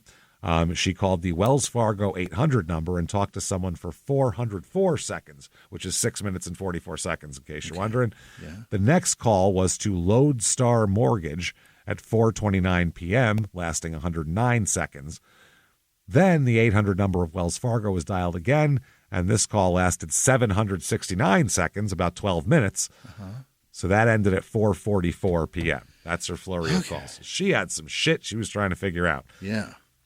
5 p.m., Todd drives the red van to the Cobblestone Auto Spa to pick up the white van, who has fixed brakes now. Yeah. He paid $191.79 in cash. Todd needed to get the van home. He explained that he had come to the station alone because his wife was homesick. Okay. 16 minutes earlier, she's on the phone with Banks. Screaming, yeah. Yeah. So he asked the mechanic to follow him home so he could deliver, one van and then come back for the other. Yeah. So the guy took his own car to the house. Todd parked the van in the driveway, got in this guy's car, went back, picked up the other one. Okay. The mechanic said later that Todd's demeanor was no different than usual, which is grumpy. Just a pissed off old man. Pissy old Scotsman here. Yeah. So about 6 p.m., Todd starts calling people. The first call is to Scott in Hawaii. Yeah. And Scott was like, why the fuck is he calling me to chit-chat? He doesn't call me to chit-chat. I just invented Uber. I had an inconvenience today. Send me $30,000. So Todd, I guess, he just calls him, and he said that they weren't close and they didn't chit-chat, so he didn't get it. Yeah. Scott said he was a know-it-all and pompous about it and a bit of a turd. I really like Scott. Scott is a bit of a turd. A bit of a turd. Scott tells it exactly like it is in the most succinct way possible. I would like to talk to Scott and hang out with him. He seems pretty goddamn cool. A bit of a turd is a fun way to describe it. Bit of a turd. He says he knew everything down to how much food the cat should get. She couldn't even decide that. The only reason she was still with him, she didn't want to be alone, but he seemed harmless. Yeah. But Scott said he wasn't in the mood to talk to him that night. He said it was an uninteresting conversation. He said, "Look, I'm bored, man. I don't want to talk to you. I'm doing something." Well, we'll talk about. He was watching something as well too. Okay. Yeah. He said he dealt with watches that he sold on eBay, and he was asking me what kind of watch I wanted. It was boring to me. I was trying to watch The Amazing Race, and he's talking to me about this boring stuff. I'm watching a housewife from Nebraska run down a hill. With her local gas station attendant for some reason. They've teamed up. I don't know why. They're pushing a bed down Kilimanjaro. Gotta Weird, go. right? It's going to be strange as fuck. They're pushing a Sherpa up Mount Everest in a bed on wheels. It's strange stuff. So he said he did sound a little weird, but I was distracted trying to watch the show. He's like, yeah, whatever. I don't fucking care. Reality TV is just kicking off, man. This is awesome. Jesus. Then between 8 and 10 p.m. Arizona time, Scott got another call from Taw. Oh, boy. This time, Taw said that he and Loretta were planning to go to Tucson to have a meeting at the University of Arizona the following day about a possible business deal. And Scott was just like, okay, like, Great, what are you man. telling me for? I don't give Survivor's on now. Leave me alone. Talked to my mom yesterday, and I'm watching something else. I'm trying to find out who's going to be a millionaire. Was it 2004? Is it the naked guy? Maybe it's him. So he said, yeah, that was it. He said they're trying to do that. He said he didn't talk to his mother during either of the calls with Scott here. He talked to her earlier in the day. So during the first call, Taw was telling him about the Tucson trip, saying they'd be stopping there for business and all that. And Terry remembers that Taw twice told her over the phone how much he loved the flowers. Her mother loved the flowers they'd spent and he also called Terry to tell her about the Tucson trip. Okay. Telephone Terry to tell her about Tucson. It's a very silly sells seashells. Wow. Holy shit. So Tuesday, December 14th now. Okay. Taw is supposed to be traveling for a business presentation on solar panels at the University of Arizona, and Loretta's joining him for the 2-hour trip so they can do some Christmas shopping. She's going to stop at the mall while he goes to do a business meeting. Yeah. Well, he goes and lies about lies about his failures. So he dropped her off at the Park Place Mall, remember right where we started, with plans to pick her up at 4 p.m. Dillard's has a 40% off sale. You do your rounds. I'll be back at 4. Okay. He said he returned at that time. Loretta's nowhere to be found. Uh-oh. He calls 911 at 5:43 p.m. and says, quote, we have a woman that's been my wife that's been missing. I guess she's like, I guess I should tell you she's my wife, not just a woman. That's been missing for an hour and 45 minutes. I was to pick her up at 4. I was here at 4, and she did not show up, which is not like her, and we're not from Tucson. He said that he talked to the store security and mall security and would have talked to city police patrolling the mall, except they were doing something else. They were busy. The operator interrupted, asking him to describe his wife, and he said she's 69 years old, white, silver hair, wearing a gray outfit. She's wearing wool gabardine slacks. She's wearing a gray ribbed turtleneck sweater, a lightweight sweater, a waist-length gray jacket, and gray suede shoes. So she's all in gray, but her hair is bundled up. But her hair is pure silver. It's not just white or gray. Okay. Okay. Same thing, I think, really, but okay. Yeah. It's all the same. No, you don't understand. It's fucking sterling. It's worth a lot. It's really good. I'm going to resell it if possible. He told the operator that he and Dillard's security had been searching. He said, they've been looking. We've paged. Dillard's is the only store she shops in at this mall. You know, this is the first time she's been in this store, so we've been checking everywhere in the store. They checked the restrooms. They checked the changing rooms. They've done substantial due diligence, which is such a weird way to put that on the phone. So in the meantime, the 911 operator is calling the emergency room of the hospital to see if any 69-year-old pure silver foxes have been fucking coming in there dressed in gray. Yeah. Nothing. Negative. They've got nobody in there like that. So Taw calls Terry and told her that he thinks something's wrong. Terry hops in the car and fucking books it down to Tucson. Is that right? Which you can do in about an hour and a half if you really pump it. If you haul balls, you can make it. Yeah. You can do it if you're really doing it. So the mall security confirmed there'd been no medical emergencies and anything like that. And that's when Taw called 911. Police arrived and talked to Taw at the store and then took him back to the hotel room they were staying in down there. Okay. They were staying in a hotel for a longer talk. They noticed that, a little bit weird, they said it was noted that Benderly had fresh scratches on his hand appeared consistent with having a struggle and having several fingers scratch the hand. Okay. Taw told police this. He said, Loretta went to a massage school that morning for a student massage. because they're cheaper. Yeah, remember you could do that, yeah. Yep. He couldn't remember the name of the school, but she went there often for her osteoporosis and paid $20. He said they then left for Tucson about 10:30 a.m. Their first stop was at Love's, arriving between 11:30 and 11:40. He noted the traffic had been heavy. He said he bought gas there and 2 roast beef sandwiches, which they ate because there's an Arby's there too, which they ate in the car as they drove with bottled water. He said he and Loretta then stopped at a discount mall where they bought 2 different baseball hats at 2 different stores. Oh. Okay. Loretta, meanwhile, had gone into Houseware's store on her own. He said Loretta was wearing jeans, the turtleneck, a wine-colored jacket. He'd been wearing a dark blue short-sleeve shirt and a blue windbreaker and loafers. They arrived in Tucson about 12:30. They checked into room 1613 at the Residence Inn. Okay. Taw had taken care of arranging the room while Loretta waited in the van. They got in the room for about an hour 45 while Loretta changed from her traveling clothes into the gray outfit she wore to the mall. Right. As we know, she was carrying a gray clutch purse that contained her wallet, checks, a bank card, a Dillard's credit card. She liked shopping at Dillard's. He noted that both he and Loretta have cell phones. He says she carries it only 50% of the time when I prompt her. He didn't think she'd taken it with her on this shopping trip. He said that he'd gone back to the hotel to do some work for his upcoming meeting, which was yet to be arranged, and then left to pick up Loretta at the agreed-upon 4 p.m. time. He said he'd parked out and waited 25 minutes for her to come out. He checked his watch and noticed a stream of patrons coming out of Dillard's. He said he moved his car to another spot, then got inside to look for her. When he couldn't find her, he went to customer service, reported her missing. They paged her. Nobody popped up. Okay.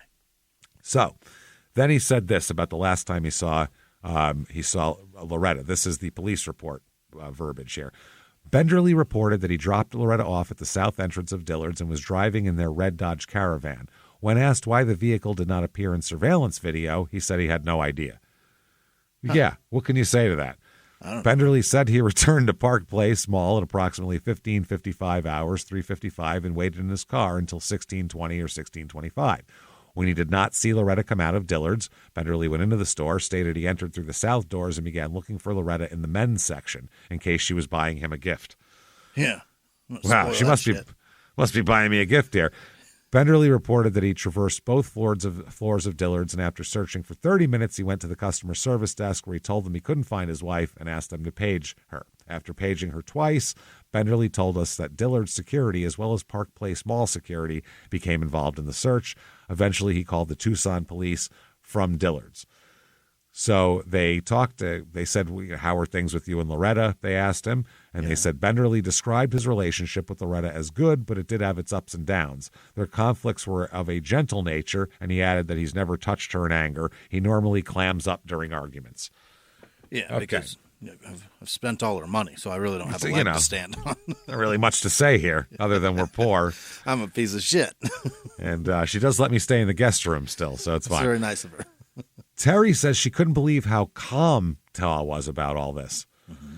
She said, I was the only one flipping out. I was expecting him to be shouting, let's get out there and search for her, but he wasn't. Terry said she was anything but calm. She rushed around the room, fucking with her cell phone, saying we got to call the media, we got to make up flyers. And she said the whole time Taw was on the bed dicking with his laptop. Mm-hmm. She said Taw picked up his cell phone to call Scott in Hawaii. And Scott says, quote, I hate rhetorical questions and rhetorical greetings, like, how are you? Because nobody really cares. Scott is... He's so wow. Yeah. What are you asking me how I am? You don't give a shit. Just tell me what you want. Like, he is so no time for bullshit, Scott. Yeah. This is crazy. He said, and of course, that's how Toss started. And he said the call went like this. Hi, Scott. How are you? Fine. Uh-huh. Your mother is missing. Okay. Scott says, well, does she have her cell phone? Toss said she refused to take it with her. And Scott said, she will from now on. And Toss said, I guess they got her. And then hands the phone to Terry. What? Who got her? Got? What do you mean got? What are you talking about? What are we talking about now? Who's after her? What's happening? So Taw handed the phone to Terry and told her brother that Taw talked about seeing a suspicious-looking van that had followed them earlier in the day. They want his solar secrets. That's what it is. They want all of his fucking solar car cover secrets. So He's got it's a like Back to the perpetual Future. He's got a perpetual motor design that he's going to disappear about. It's like they're trying to track down Doc Brown in the mall parking lot. That's what it is. Fucking ridiculous. Oh my God. So they said that he was afraid that they had kidnapped Loretta. That's what she said. That was the big thing. So in her own journal, Terry would write this because she was in the room. Quote, 6 suitcases, 5 filled with lots and lots of Taw's clothes, 1 small suitcase of hers filled with 4 pants, 4 shirts, 4 underwears, 1 pair of shoes, no coat, and makeup just thrown in a bag, like a handful just tossed in. It was wrong, not how my mother would have packed her bag. He said she was wearing a silver turtleneck with jeans and gold jewelry, specifically her favorite gold ring she wore all the time. Wrong. She would never wear gold with silver. That's the thing. She wouldn't. I felt a big lump in my throat, and I began to hide the fear that was in my mind. Mm-hmm.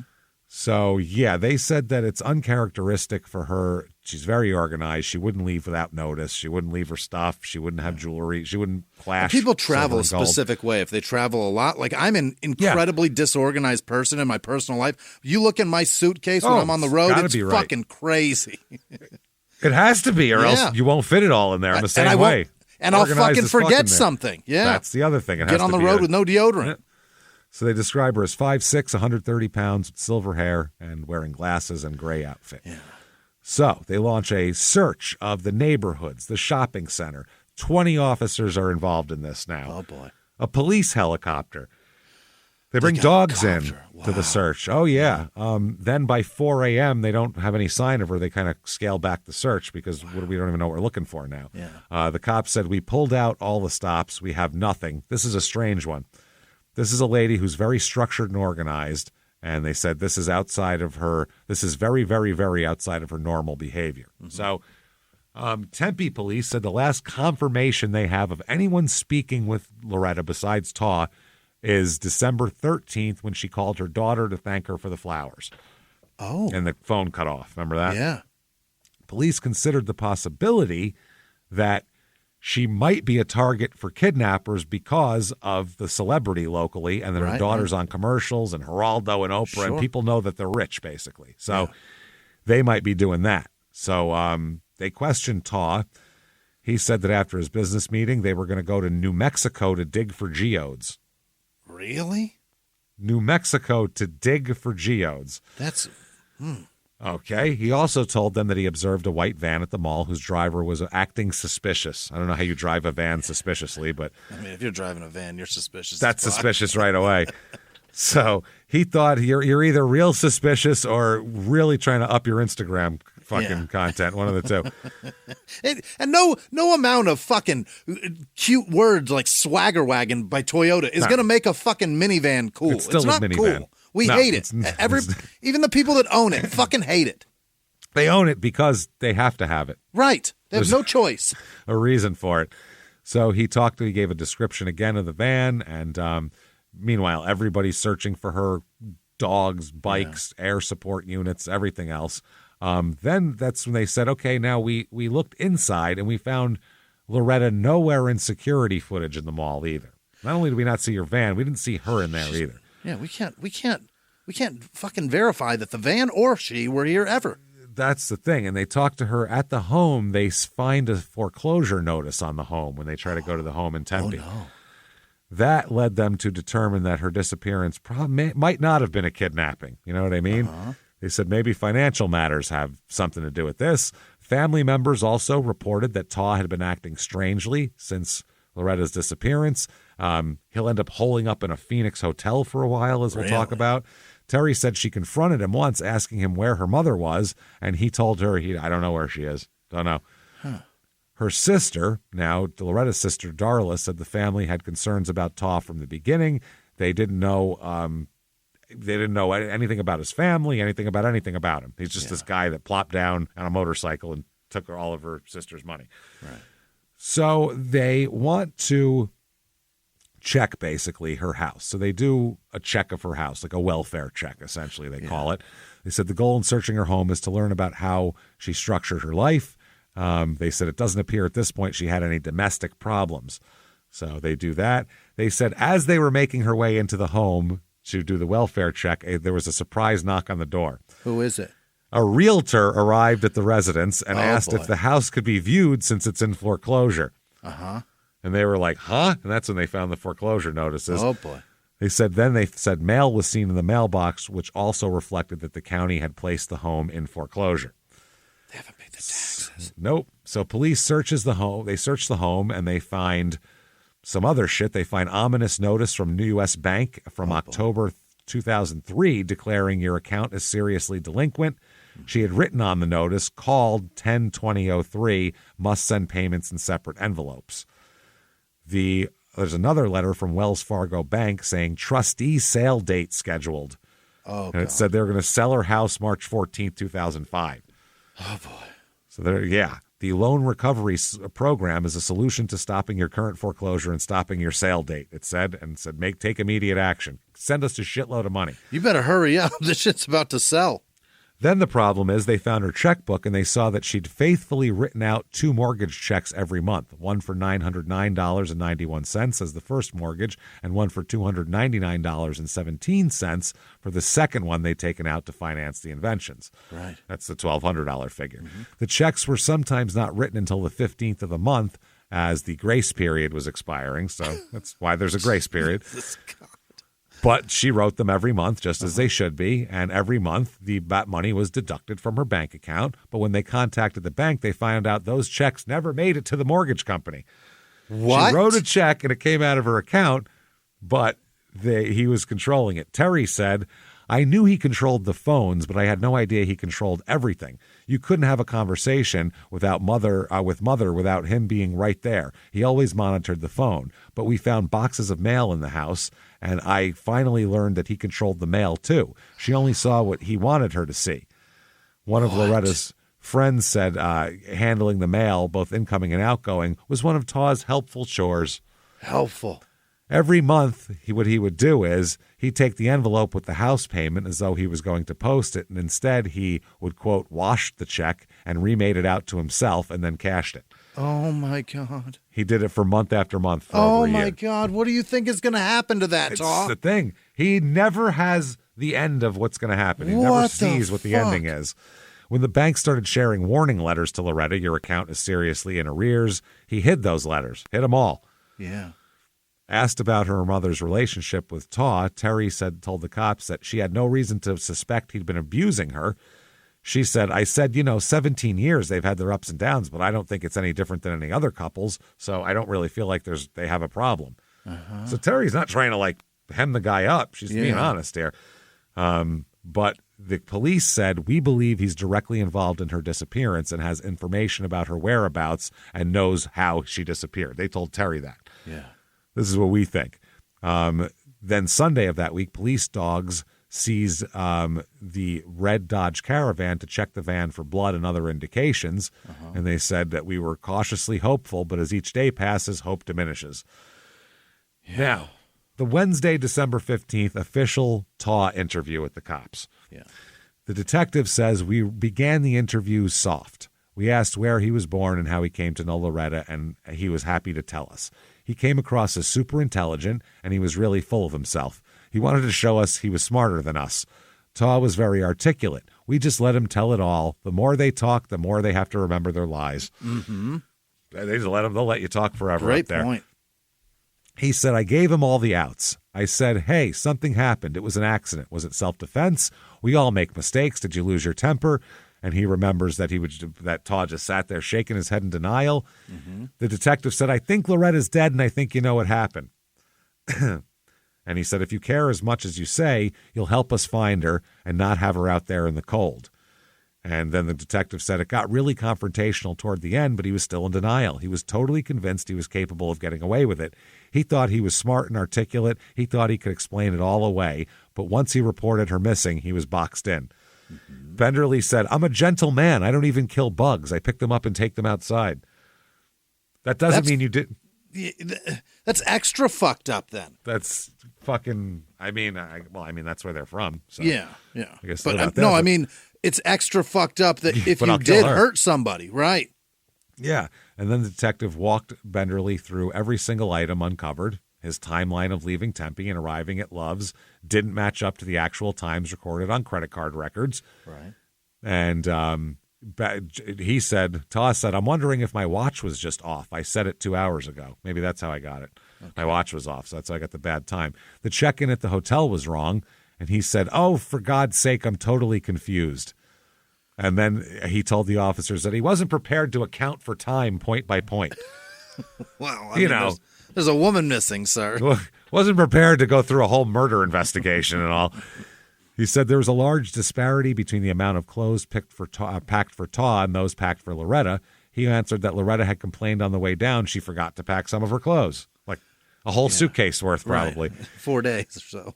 Yeah, they said he was carrying a suspiciously large amount of cash. Benderly said he and Lorraine had been planning to surprise Terry and pay her back the $20,000 they owed her, although he found nothing strange in carrying around all that money for a week-long trip where they wouldn't be seeing Terry.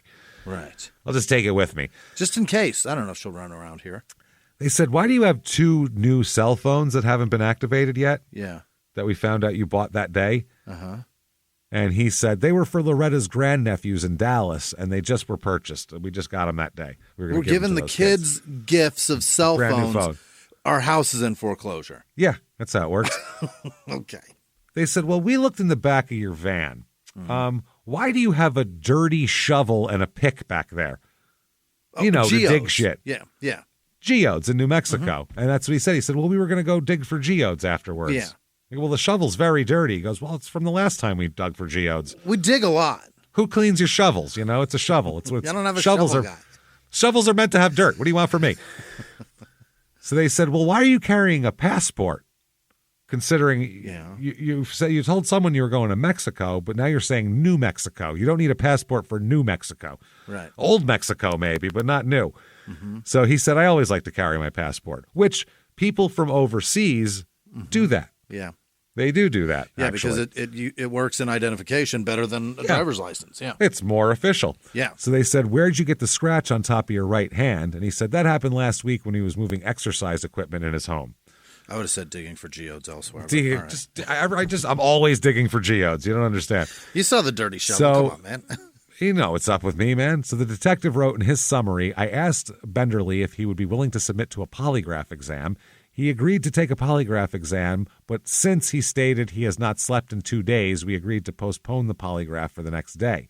I asked Benderly if he would voluntarily turn over his 3 firearms and passport to us. He told us that he would give us his passport, but did not want to turn over his firearms. Okay. Benderly then demanded his car back, and I told him that we were still processing the vehicle. He's very Sarah Boone in here. No kidding. The next day, they found out. They called the Southwest Institute of Healing Arts, where Loretta went for massages all the time. Oh, yeah. And the director checked with all 3 branches of the school, Phoenix, Tempe, Scottsdale, reporting that they could not find any record of her receiving a massage on the morning of December 14th. And they have to jot that down. They have to. Yeah, it's a medical thing. The last time they'd seen her was October 6th, so over 2 months. Yeah. First thing Thursday morning of this week now, the detective gets a search warrant approved by the judge, and at 9:57 a.m., he was at Taw's hotel room to seize his laptop, firearms, ammunition, financial documents, and personal effects belonging to Loretta Bowersock. Okay. Then on Friday, he met with Loretta's sister Shirley and her husband Sid, and also their son Matt, who's a policeman in Kansas. Oh. They said Mrs. Gates told us that her family has always distrusted Taw Benderly and that they even asked Loretta to leave him, but she would not. So the next day, 4 Tempe officers drive down to Tucson to meet with this detective about the investigation. Yeah. They said that this is what they got. This is the report. Benderly reported that he attended Tempe and Penn State universities, where he majored in administration and finance. He later worked as a CEO of IPEC, a petroleum company owned by First National Bank. Benderly stated he worked for IPEC for approximately 9 years, spending the last 2.5 years in Aberdeen, Scotland. He was brought in to clean up books and revitalize the company. Toward the end of his time with this company, Benderly told us that he exercised a $540,000 in stock options, and all his money later went to zero when the company failed. He had put all his money into stock options, and then he got nothing. He did not pay U.S. taxes, but he does pay British taxes, he said. I don't think he pays anybody taxes. I don't think he has any money to pay taxes. Nope. Benderly stated he returned to Houston, Texas, where he hired an attorney from John Connolly's law firm to help him recover some of his money. He said he only recovered $13,000 in equipment. By this time, he said he was divorced from Deanna Berger and had 2 children with her. Now, he had told everybody, including Loretta, that he's never been married, had no children. What the fuck? But he's telling them that. He told us he lost contact with his children and his ex-wife died in 1998. That's not true, by the way. She was still alive. Oh, my God. Benderly reported he came to Phoenix in 1987, where his first position was as a patent engineer for Xerox Corporation as vice president. So the vice president of Xerox pulled up on a motorcycle with no wallet and 1 pair of underwear, is what he's saying. Come on. He said he responded to an advertisement about a rental share in April of 87. He met Loretta and their friendship developed into an intimate one. He said he worked for the company by doing consulting work, worked for the Consign and Design company. Oh, okay. Terry's company, reformulating merchandise and smoothing out their operation. He reported that he was a major contributor to the success of the company, I'm sure. Yeah. He also said he worked on lease negotiations, but by 1989, he decided to go into product development. He told us that he invented mowing equipment, sound equipment, and had a total of 15 inventions and holds patents for some. Benderly said he's now involved with renewable energy and was supposed to have a meeting today with some people involved with a solar task force. When asked who the meeting was with, names, times, locations, Benderly told us that he had information in his room in his notes. He said he knows the director of every services for the Tucson United School District and as far as his meeting was concerned, it was to be an informal meeting lasting 1 to 2 hours. The time was open as he was to call in. The detective would later discover that Todd didn't just lie about all this shit, the small stuff. He lied about everything, his entire education, work history. All the shit was fabricated. Even the fact that his ex-wife was dead, which she's not. Did he think they weren't going to follow up? He thought he's a nice, charming guy, and everybody else buys his bullshit, and they will too. He had to think that. These are the police. This isn't the doctor's office where you can just fill out bullshit. This is again a Sarah Boone thing where she was like, they won't check. I'll just say whatever bullshit I want and walk out of here. Wow. Holy fuck. It's not the dentist's office. They look to see if you have diabetes. They'll check it out. No shit. So they tell, this isn't, I don't have heart problems. I can go on the roller coaster. This is different. So then he told the cop about their white van breaking down on Saturday and claimed Loretta had driven him to pick it up at Cobblestone Auto around 5, which we know isn't true. Right. Remember the mechanic dropped him off. She wasn't there. The police found the mechanic who said, no, Loretta was never there. I Ubered his bitch ass, yeah. He literally said, my wife's homesick. Right. That's it. So a closer search through Loretta's things at the Tucson hotel showed that her reading glasses were inside her messy makeup bag wrapped in a tissue paper. Terry told police her mother couldn't read without those glasses and certainly would have them on her. So the detective said, I think Loretta was catching on to him and she must have told him that's it. He snaps and kills her and then he has to come up with a plan. But the thing is still, where the fuck is she? What happened? So they said it might have started out as a clever plan. You get an alibi where you have a 5-day head start. Yeah. But along the way of reporting her missing, it all falls apart then because you got to stick around. The detective said that arrogance is his downfall, Taw. He said he's a con man. He's a manipulator. He never accepted any responsibility or admitted what he'd done. He thought he could get away with it. No shit. And he said that he contacted the National Center for Missing Adults. The cops said basically they put out all these posters, do this whole thing. They knew it was pointless. They knew they said she is fucking dead somewhere. There's no way she's alive. But they had to do this just because it's procedure. Right. And throw them off the scent that they know. Yeah. So Terry uses all of her media connections, all these television stations she's been paying fucking money to for all these local ads and shit, and uses that to spread the news her mother is missing. Yeah. Flyers everywhere. I mean, has an army of people. All of her employees are now also Loretta searchers. Tara Hitchcock's ass is on TV talking about it. I'm sure it is. I'm sure she was. And the kidnapping story, after a few days, though, there's no ransom or anything. So they're like, who would kidnap a rich lady for nothing? There's no point to that. Doesn't mean anything. So they were like, we need to turn our attention to Loretta's home. There's got to be a clue in there. Yeah. Now, Terry vowed that her mother will be found. She said the reality is that her picture is everywhere, and if you have a picture everywhere, you've got millions of people and Tucson looking for her, which is hilarious. And we don't consider them people, but Tucson. Millions of people and a bunch of cockroaches in Tucson. That's it. And she said, thank you, but keep looking. Please keep looking. They turned it also over to the violent crimes division of the investigation, and they said, we have no idea what's going on in this case. Violent crimes is just more experienced with this kind of case. And also, they knew they were looking into a homicide, even though they're pretending they're looking into a kidnapping. Now, here comes the psychics out of the woodwork. Oh, God. You go on TV and say, I'm a rich, important lady and someone's missing. The fucking psychics will be sleeping in your front lawn the next morning to get publicity. And probably right near her consignment stores in Phoenix, there are 11 psychics in that whole strip mall. Oh, God, they're everywhere. Consignment shops, psychics, and the spy store. Those are all the same strip mall in Phoenix. If you're in that strip mall, you're in a mediocre neighborhood. Yeah. It's those neighborhoods have those, just like gun shops and liquor stores and pawn shops are in the back. Yeah, it's exactly it.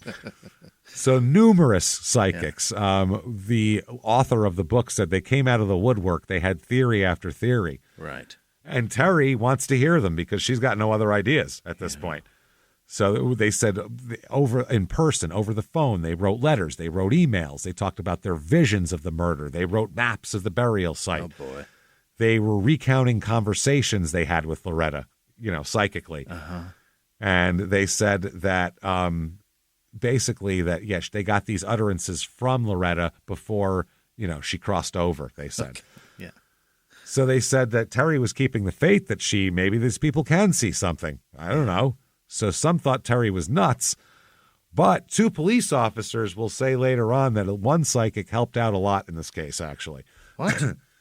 So psychic after psychic would tell Terry that Loretta was probably standing. This is all of them thought the same thing. She was standing and was hit hard over the head with a blunt instrument, which, this is also based on the evidence, that didn't break the skin and therefore didn't leave traces of blood inside the house. Okay. So they're looking for a way, because they found no blood in the house when they searched. So they're looking for a way for that to happen. So they said that most of them said Loretta died almost instantly. And Terry said she was comforted by that, actually, hearing that from psychics, even though they have no idea what they're talking about. And probably not true. Those who could see the murder saw Taw dragging her into the garage. Oh. Yeah, they saw her laid on the floor near the water heater. Some psychics saw him wrapping the body in a canvas, of like a sheet or a canvas, before putting her into their red van, which is parked inside a closed garage. Okay. That's what they said. So, they said this is 8 psychics. Based on the word of 8 psychics, Terry believes that Loretta is buried in a shallow desert grave somewhere south of Phoenix. So she starts trekking into the deserts with just walking through absolutely. She said she goes into the deserts. She allows reporters to join her employees. I guess it's time and a half to search for my dead mom. She said she's still willing to tell the public about the days of scouring the hills and bushes looking for signs of her mother. She said that as crazy as the whole situation seems, this story was not as so sensationalized because we've been honest about what's going on from the beginning. Yeah. May Ann Morgan is one of these, or Mary Ann. Yeah, it's Mary Ann Morgan is one of these psychics here. A psychic detective who worked with law enforcement on plenty of local levels and national levels. She talked to Terry and said, Terry, the house is in foreclosure. Terry didn't know that yet. The cops hadn't told her that yet. Now, I'm sure there's ways to look that up online, though, too. Oh, I'm sure there's, yeah. Some way. But Terry said that she didn't believe her and said, I'll talk to you another time, and hung up on her. Then she reached out to police, at which point they confirmed her mom's home was under foreclosure. So she ate some crow and called back Mary Ann here. Yeah. Terry said she didn't know the details of her mother's financial business. She just lent her money when she needed it. That was it. So she didn't know. So they said that there was a dire financial issue. They told her all about the mortgages and everything like that. They said in the garage there were boxes filled with bills and late notices. They said that Terry said that detectives had learned that Taw racked up $40,000 on 8 credit cards that are in Loretta's name as well. Oh, my God. Yeah. So that is fucking crazy. So they ask him for permission to search his car that was in the parked hotel in Tucson, and he obliged. That's when they found the pickaxe and the shovel, and he said, I dig for fossils and geodes. I always have that shit. Yeah. They reconstruct Taw's day. Left about 9 o'clock. He basically he has all of his clothes with him pretty much. Like all of his shit he can carry and anything of high value he has with him. He put $17.48 on his Visa card at 9:05 a.m. 20 minutes later, he withdrew $24,000 in cash from Wells Fargo Bank at Lakeshore Drive and Baseline Road. So we know where that is if you're a Phoenix person. Yeah. At 9:53 a.m., he purchased 2 new cell phones from the Sprint Phone Center on Southern Avenue, but never activated them. Okay. Highway 60 West they driving on one of the 5 lanes there, that big road. He was at 10:15 a.m. He called Terry at her office where she had a series of meetings planned for the day and was busy. He claimed they were still at home and her mother was out having a massage. But they were leaving for Tucson as soon as she returned. So right away, that's lies. He said they'll be back in about a week. And Terry was like, why is he calling me with all this detail? I don't care. She said, drive safe. Okay, bye. Yeah. Click. What the fuck?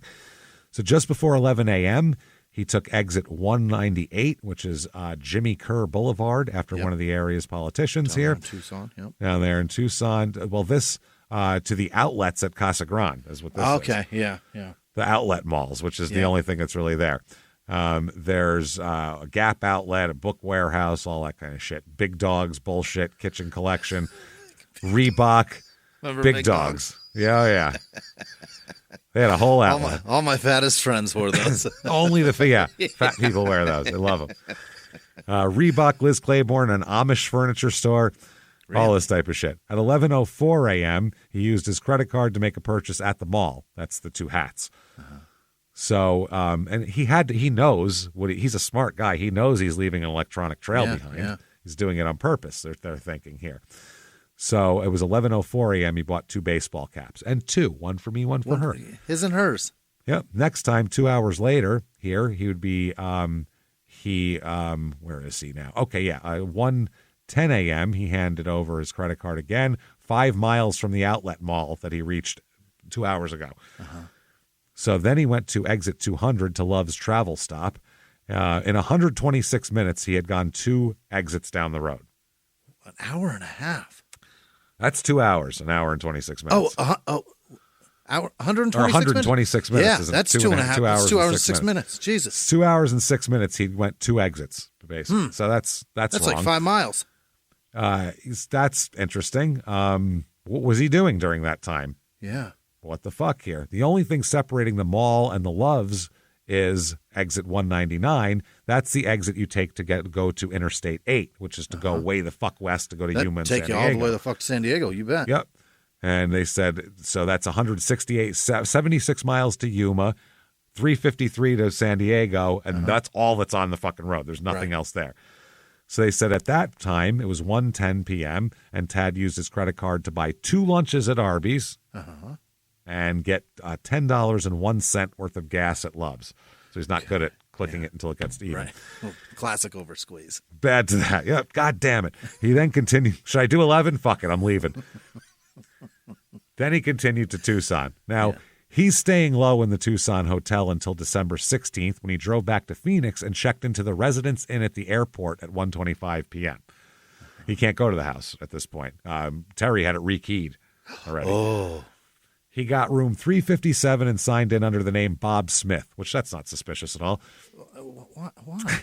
He told, I guess the press is looking for him, too, at this point. Okay. He told Terry he didn't want to go to the house because there's too much media presence and all this type of shit. And they said they're at his house. There's psychics standing outside with the media saying that they've seen the body and all this shit. It's crazy. Yeah. How do you sign into a hotel with a bad name when you have a credit card and ID? It's a Residence Inn by the airport. You can just say who you are and at a shit hotel, at a hooker motel, because that's what those are down there. Yeah. In 2006, anything near the airport was not for upstanding people. That was for tricks to be turned in. I just want to know how people do it in other places. How the fuck do you do that? No idea. I don't know. No clue. Don't you have to have an ID for that? Yeah, usually. They always ask me for mine. I don't know. Yeah, they always check me in or my stupid fucking name. Yeah. So the next day he goes in to try to get legal help. Okay. Interesting. He said he was very well dressed, everything like that. The lawyer said he was perfectly coiffed, and the way he walked with a false sense of suave. That was what Taw was like. He had a surprisingly impressive bearing about him, and he had a beautiful voice, the guy said. They said, "What brings you in today?" And he said, "My wife is missing. I dropped her off at the mall. I called Terry. She came down, gave Terry $20,000 cash. Now I've got police following me. They're asking about the shovel in my truck." You're a lawyer like, whoa. Oh, slow down. Hold on a minute. You're talking about shovels? This is a big number of money and a shovel. What's going on? This is not free consultation conversation where once you start talking about the police are upset with the shovel I have in my car, I get paid at that point. This is crazy. So the cop said that, the story kept getting stranger and stranger by the sentence. By Sunday morning, Terry called Taw's hotel room 3 separate times and there was no answer. Okay. So Terry called police, and she and a cop rushed into the hotel. At the front desk, she found Taw had left her several things at the front desk. Mm-hmm. 2 copper paintings valued at about $40,000. Oh, my God. A briefcase with the keys to the red van parked outside, and a computer-written note in cursive style that said, "Loretta and I vowed over the years that we would spend eternity together, and so we shall." What? A notarized document entitled "Immediate Transfer of Ownership and Control" that read, "On this 18th day of December 2004, I, Taw Benderly, being of sound body and mind, do hereby transfer to Terry Bowerstock," now the daughter, "ownership and access to and immediate control of all my worldly, tangible, and intangible assets. And it's my intention that this immediate transfer of ownership and control shall immediately supersede any wills or other previously executed legal documents." So he listed 7 items, including his Wells Fargo account, which had $11,000 in it, his PayPal MasterCard with $2,500 in credits from selling shit, jewelry, wristwatches, a Sony notebook computer, and all his clothes. He also left her his interest in 3 inventions. Oh?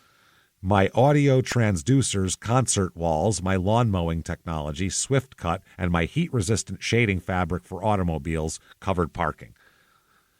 Okay. Now, the police said upon a police arrival, it was learned from hotel staff that Benderly had been wandering the hotel hallways, attempting to get into different rooms and appeared lethargic. He also kept calling the office and complaining that HBO didn't work, the channel. Yeah. A Phoenix police tactical team responded to the hotel in order to get Benderly from the room, which they were able to do. Oh. So he was in there. Benderly was then moved to room 358 in order to be treated by Phoenix fire paramedics. The officer explained that Benderly used his credit card when he checked into the hotel. However, the hotel staff checked him in using the name Bob Smith based on the media attention of the case. You can say, "This is my name, here's my info. Please put my reservation under this name so people don't know I'm there." That's what famous people do. Yeah. Okay. All the time. Yeah. Okay. Every famous like rock stars and shit have their I know they have it, but I'm like, name. do they have fucking IDs that say that, or they just No. You tell the hotel who you really are. Okay. You just, do it on, I think. That's how it works here. So they said, I then interviewed Phoenix police officer Ron Dorfman, who negotiated via telephone with Benderly. Benderly told Officer Dorfman that he did not want to hurt himself and did not want to hurt anyone else. He agreed to exit his hotel room and be checked over by paramedics. After this episode of The Sopranos. But after this comes out, Hold on a minute. Well, HBO doesn't work, so never mind. So now at this point, they can't do anything with him. He's a grown man who says he doesn't want to hurt himself or anybody else, so they have to just let him be, basically. So among pieces of evidence they collected from the van were sticks and stems from unknown vegetation in the undercarriage of the van, indicating it had recently been driven in the desert. Off-road, yeah. Which, if you live in Phoenix or anything, you know that you never, ever, ever, ever drive your normal car through a patch of desert ever. Everything's paved. You don't take a 2-wheel drive through the desert ever. Nope. At the lab, officers would also find a recent dent in the undercarriage and many soil and seed samples in the passenger cabin. Oh. Meanwhile, other officers searched his room, and they found evidence item number 65 was a black baseball bat that Tao had bought at the outlet mall on the way to Tucson. Okay. Evidence from another collection of miscellaneous CD data discs found in a black bag on the bed. Number 72, item 72, was the paperback book The Last Juror, which Taw had bought at bought at some store on his way back from Tucson. They found the receipt for the book. Another item was a Get Well card from the Residence Inn. They sent him a Get Well card at the Residence Inn. Evidence number 74 item was a number of newspaper articles on missing person Loretta Bowersock. So Terry continues to searching, going all through the desert. She's like fucking Moses out here searching. She would wear her mom's jewelry while she searched and all that kind of thing. They scoured the hills, the underbelly of the bushes for 3 days. She's lost 10 pounds while in the wilderness walking around. She said there's more than 100 employees and employees' spouses who came to her company's annual holiday party Monday night, and they all said they wanted to help search. Golly. So, yeah, they said that, she'll continue to work on it. She says, I'll get up tomorrow because I'll have the very same hope. 2 friends even brought their French poodles into the desert in hopes that maybe they'd smell something. Guess what? They won't. Those are useless. Stop it. Poodles are useless. They have no purpose in the world except you like to pet them. There's no working purpose for a poodle. You look at them on TV, and that's it. Yeah, you pet their weird fur. So the investigation, like I said, it was they're searching basically like a murder investigation is the way they're doing it. They're not treating it like it's just a missing person who might have walked away or some shit here. So they turn to Taw's cell records to talk about what he did as well here. And that's how they found out that he'd left the outlet mall and taken exit 198 onto the I-8, had driven down the road quite a bit, and then stopped for a while. Oh? Yeah. At 12:31, he called Loretta's phone, apparently listening for any messages. Then he called his own cell phone seeking messages. That call ended at 12:33. Police found all 7 calls indicated the phone was stationary and used only within one cell site range while he was off the highway in the middle of the desert. Wow. This was off the intersection of the I-8 and Highway 84. Oh. Yeah, so they said once they found that out, the cops said it's not matching up with any of what he reported in his timeline. What were you doing out there for 2 hours in the desert? What the fuck is that all about? Then they found at Loretta's home her purse wrapped up in a towel. Inside of it was her license and credit cards. She would, oh boy. Who's going to Tucson without their license and credit cards and their glasses wrapped in tissue paper? So that's it. They said everything she would need to go shopping was right here, and she was allegedly going shopping. So Taw claims that she had it with her when she walked into the mall. I watched her walk in with that bag. So somehow it got all the way back to Phoenix and wrapped in a fucking towel from a Tucson mall. That was fast. That is fucking crazy. So Taw was asked to come in for extra questioning here, but he said, I don't know anything. You're asking the wrong guy. I really don't know anything. And he started refusing to talk to police. Okay. Started refusing it. When they found the purse, they said the residence was entered with the assistance of a locksmith. No signs of a struggle were initially noted, but upon checking inside a white van in the parking garage, a long gray hair was observed on the rear storage area of the van. The rear seat had been removed, and there was a large piece of cardboard lying on the floor. This isn't looking good. What? A black purse was then located rolled in a towel next to a box of towels in the back of the van. It was discovered this was Loretta's purse.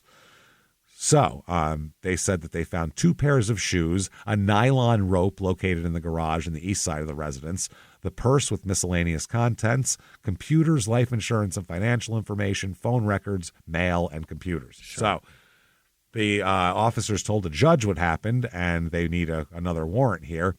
And the police also found one neighbor home that morning that learned Loretta hadn't been seen by them for some time.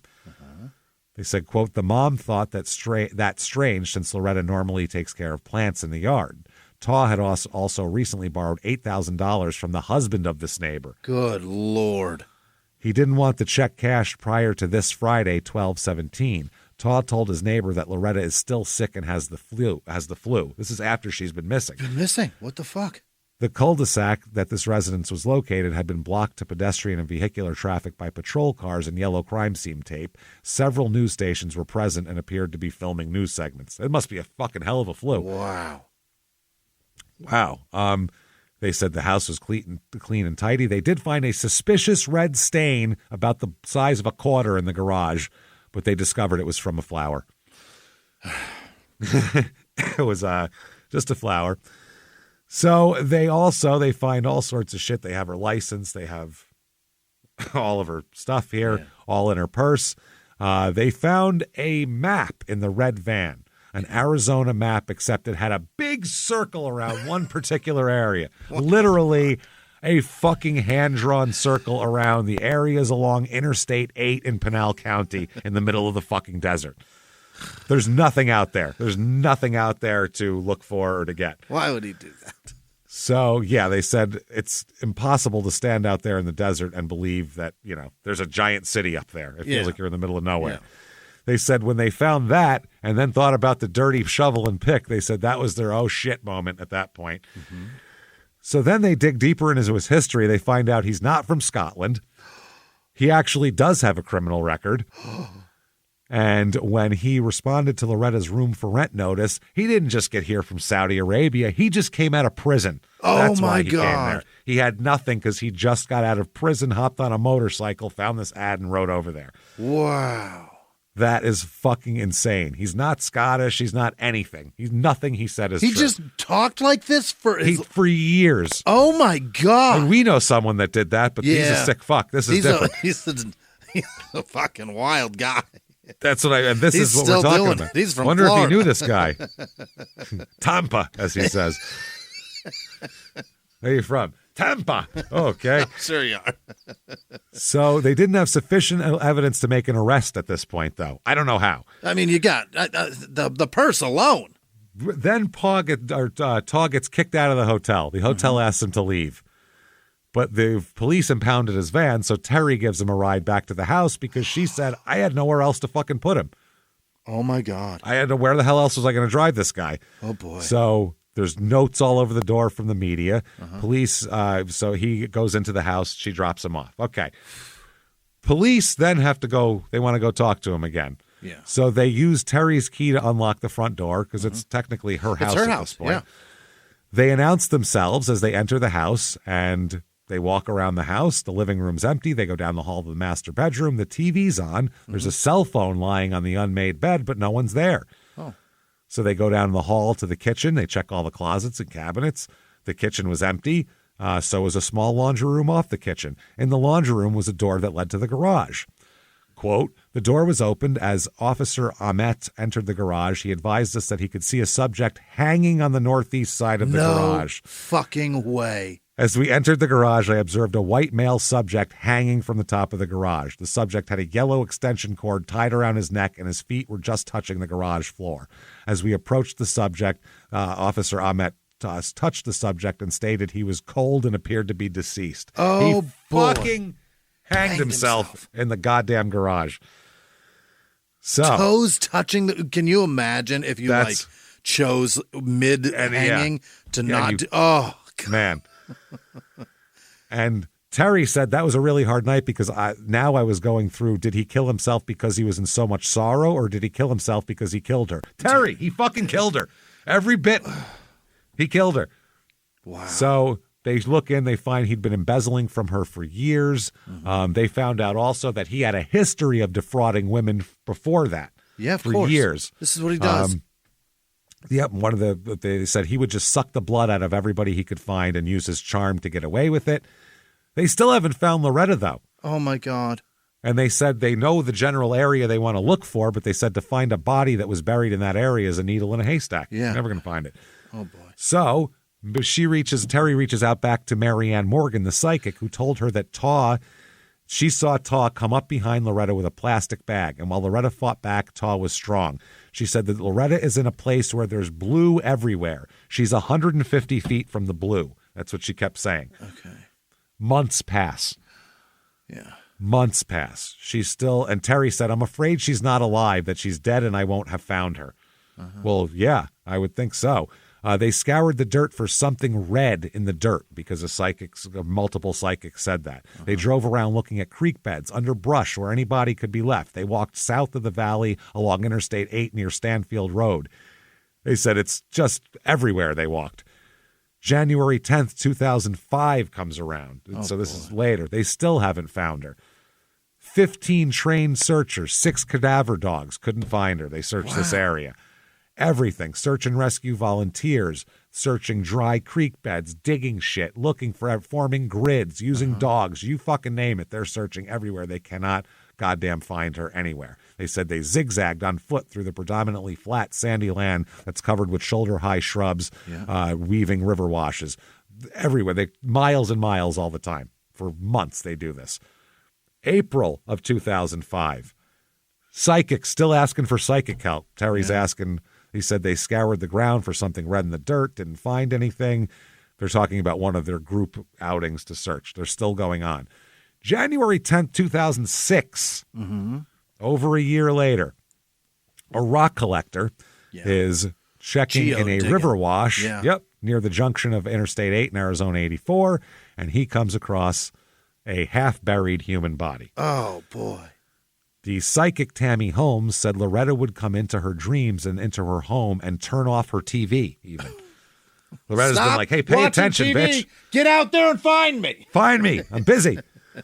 So the day Terry went out near Casa Grande after this body was found, they said this was almost a year and a month later. Yeah. The hiker discovers this body in a shallow grave southwest of Casa Grande. Now, it's a decomposing body wrapped in a thick landscaping tarp, half buried in the desert.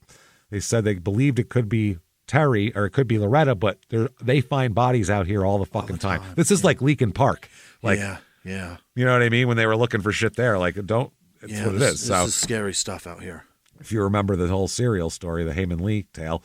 So they said other bodies have been found in the area, but they've never been contacted about a possible match. This time it seems to be a match. And Terry said, I can feel it. It feels different this time, but it's not done until it's done. She said, I keep praying it's her. It would answer a lot of things, but anything I'd like to be able to bury her properly. Now, the psychic said it's something blue. It's a blue tank, blue something.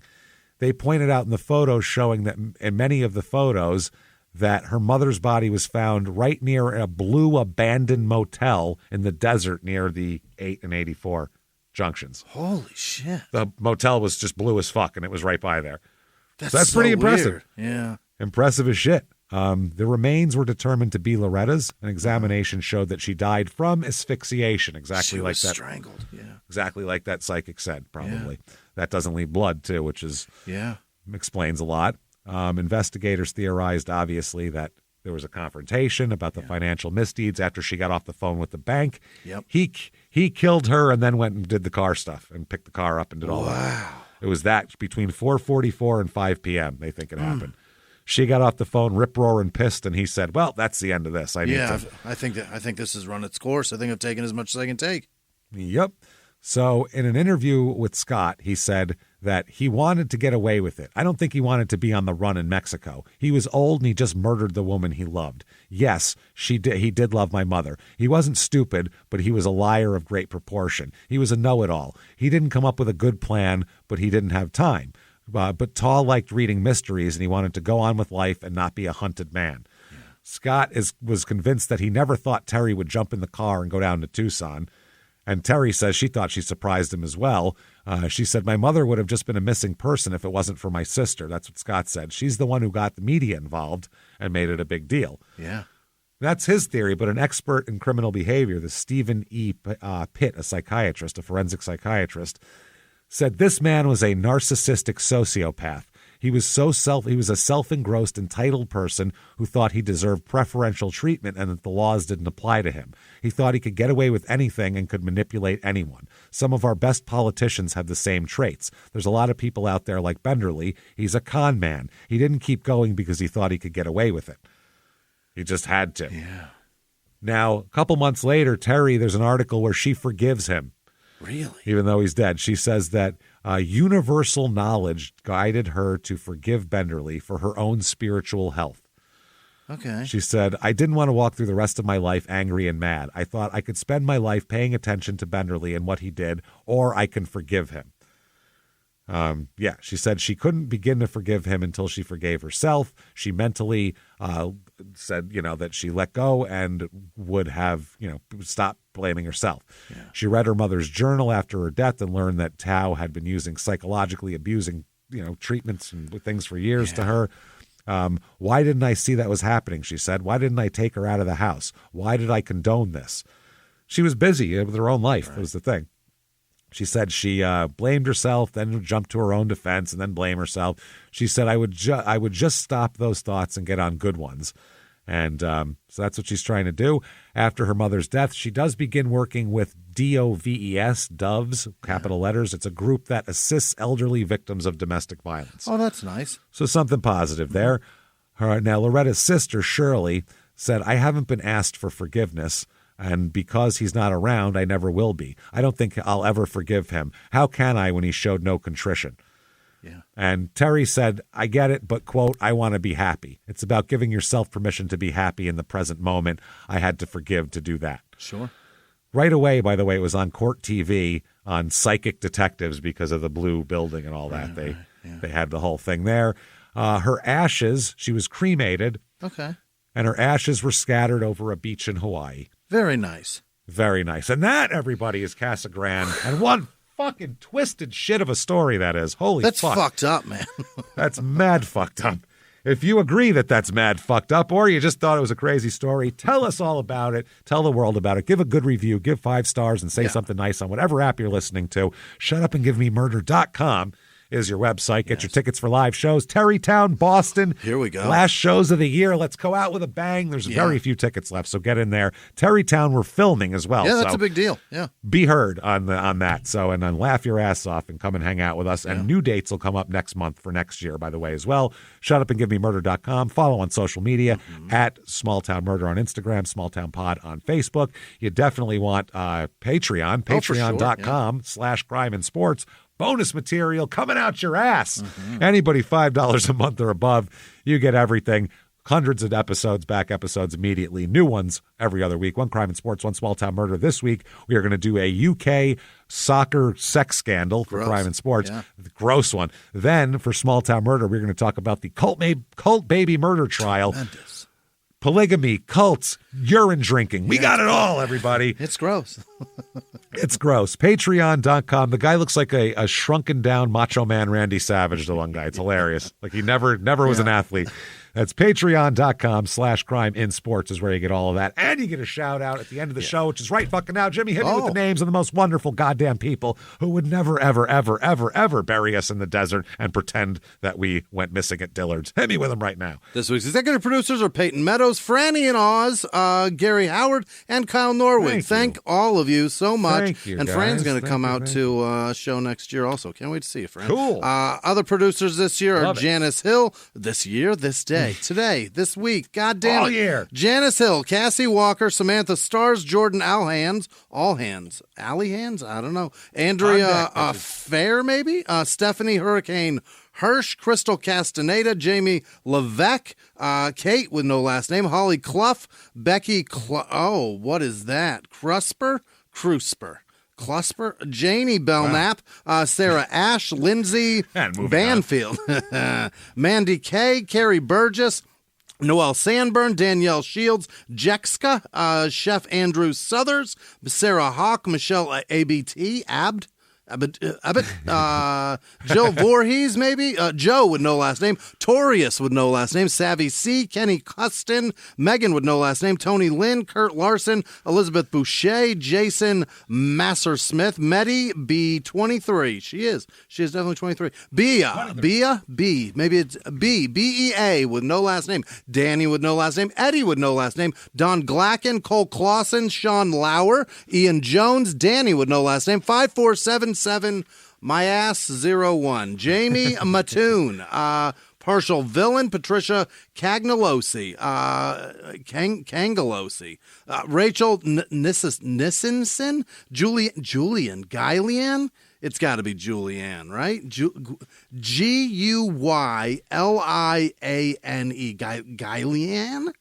Guyliane? What?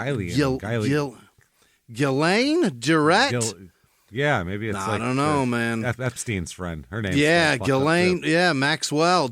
Stanley Dally. I don't want to call you a we're not calling you a kid trafficking. It's probably diddler or Ghislaine, anything. right? Gillian? I'm sure you're it fine. might be Jillian. All right. Kate Williams, traffic jammer. Brody would know last name. Heather Chalk, Mama Baum, Shane Phillips, Todd Watson, Kristen Cyborg, Tabitha Mortimer, Anna Burgesson. Nope, it's just Burgess. Lisette LeBlanc, Lauren Richter, Catherine Spears, Slashy Ashy, Christian LeBron, Chris Joner, Tina Amaya, Chris Benoit, probably not.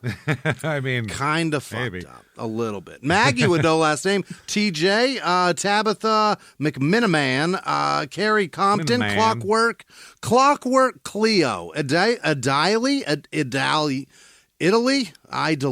Velez, Jenny from Vermont, David Peacock, Nicole would know last name, Christy Perez, Joshua Rantanen, Raina Chalice, M. Jones Arama, Brian Ross, Caleb would know last name, Tracy Frazier, Chelsea McGowan, Anthony Nielsen, Tiki Girl, Jeremy Running, Carmela Fries, Dylan Dompierre, Kaylee Hansen, Heather Gray, Leland Lemon, Alex Mantefuel,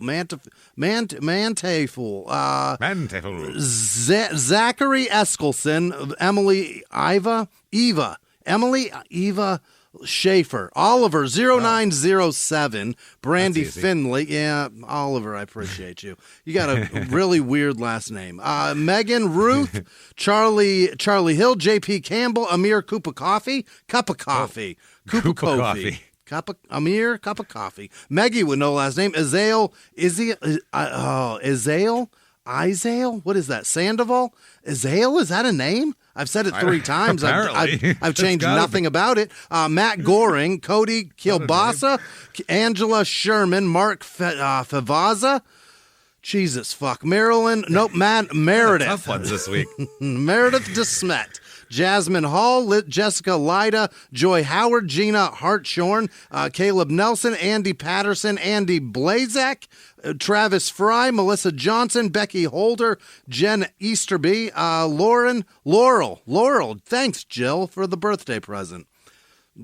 I don't know if Laurel's saying that to Jill or Jill's saying it to Laurel. Thanks, whatever. Jill. Rebel Marie. It's got to be Rebel, but you don't spell rebel with 2 L's and 2 E's. What the fuck's going on? No, Mike Swope, Deidre Heritage, Girth Johnson. Probably not. JP, Kip would know last name. Kip and JP. No, neither of them have a last name. Stephen Braley, Perfect. Gwendolyn B, Trevor Ciprelli, John Kelly, Chandler Fisher. Fuck you. Reed Jones Hansen, Larson, Brenda Torres, Amber Woodward. I feel like that. Now chick what? Goes, yeah.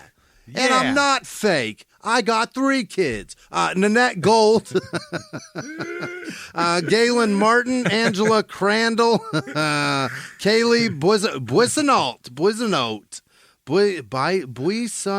Shit. Zach Mayo, Go. Clarissa Schultz, and all of our patrons. You guys are the best. Yeah. Thank you so much, everybody. Wow. You fabulous, fantastic sons of bitches. We appreciate all you do for us. You want to follow us on social media, head over to shutupandgivememurder.com. Drop down menu comes. You click on it. You follow us and hang out with us. Keep doing that week after week. And until next week, everybody, it's been our pleasure. Bye.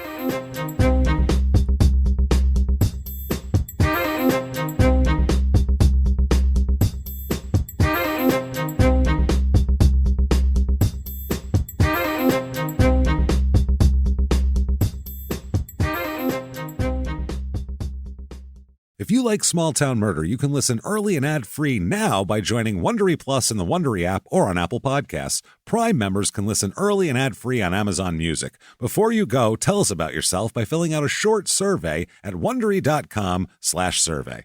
In the 1980s, a rosé swept the country. Hey, Mike, I really like this White Zinfandel. Well, good. Now put it down. We're going to try another one. White Zin became America's top-selling wine. But most don't know that this sweet drink has a sour history.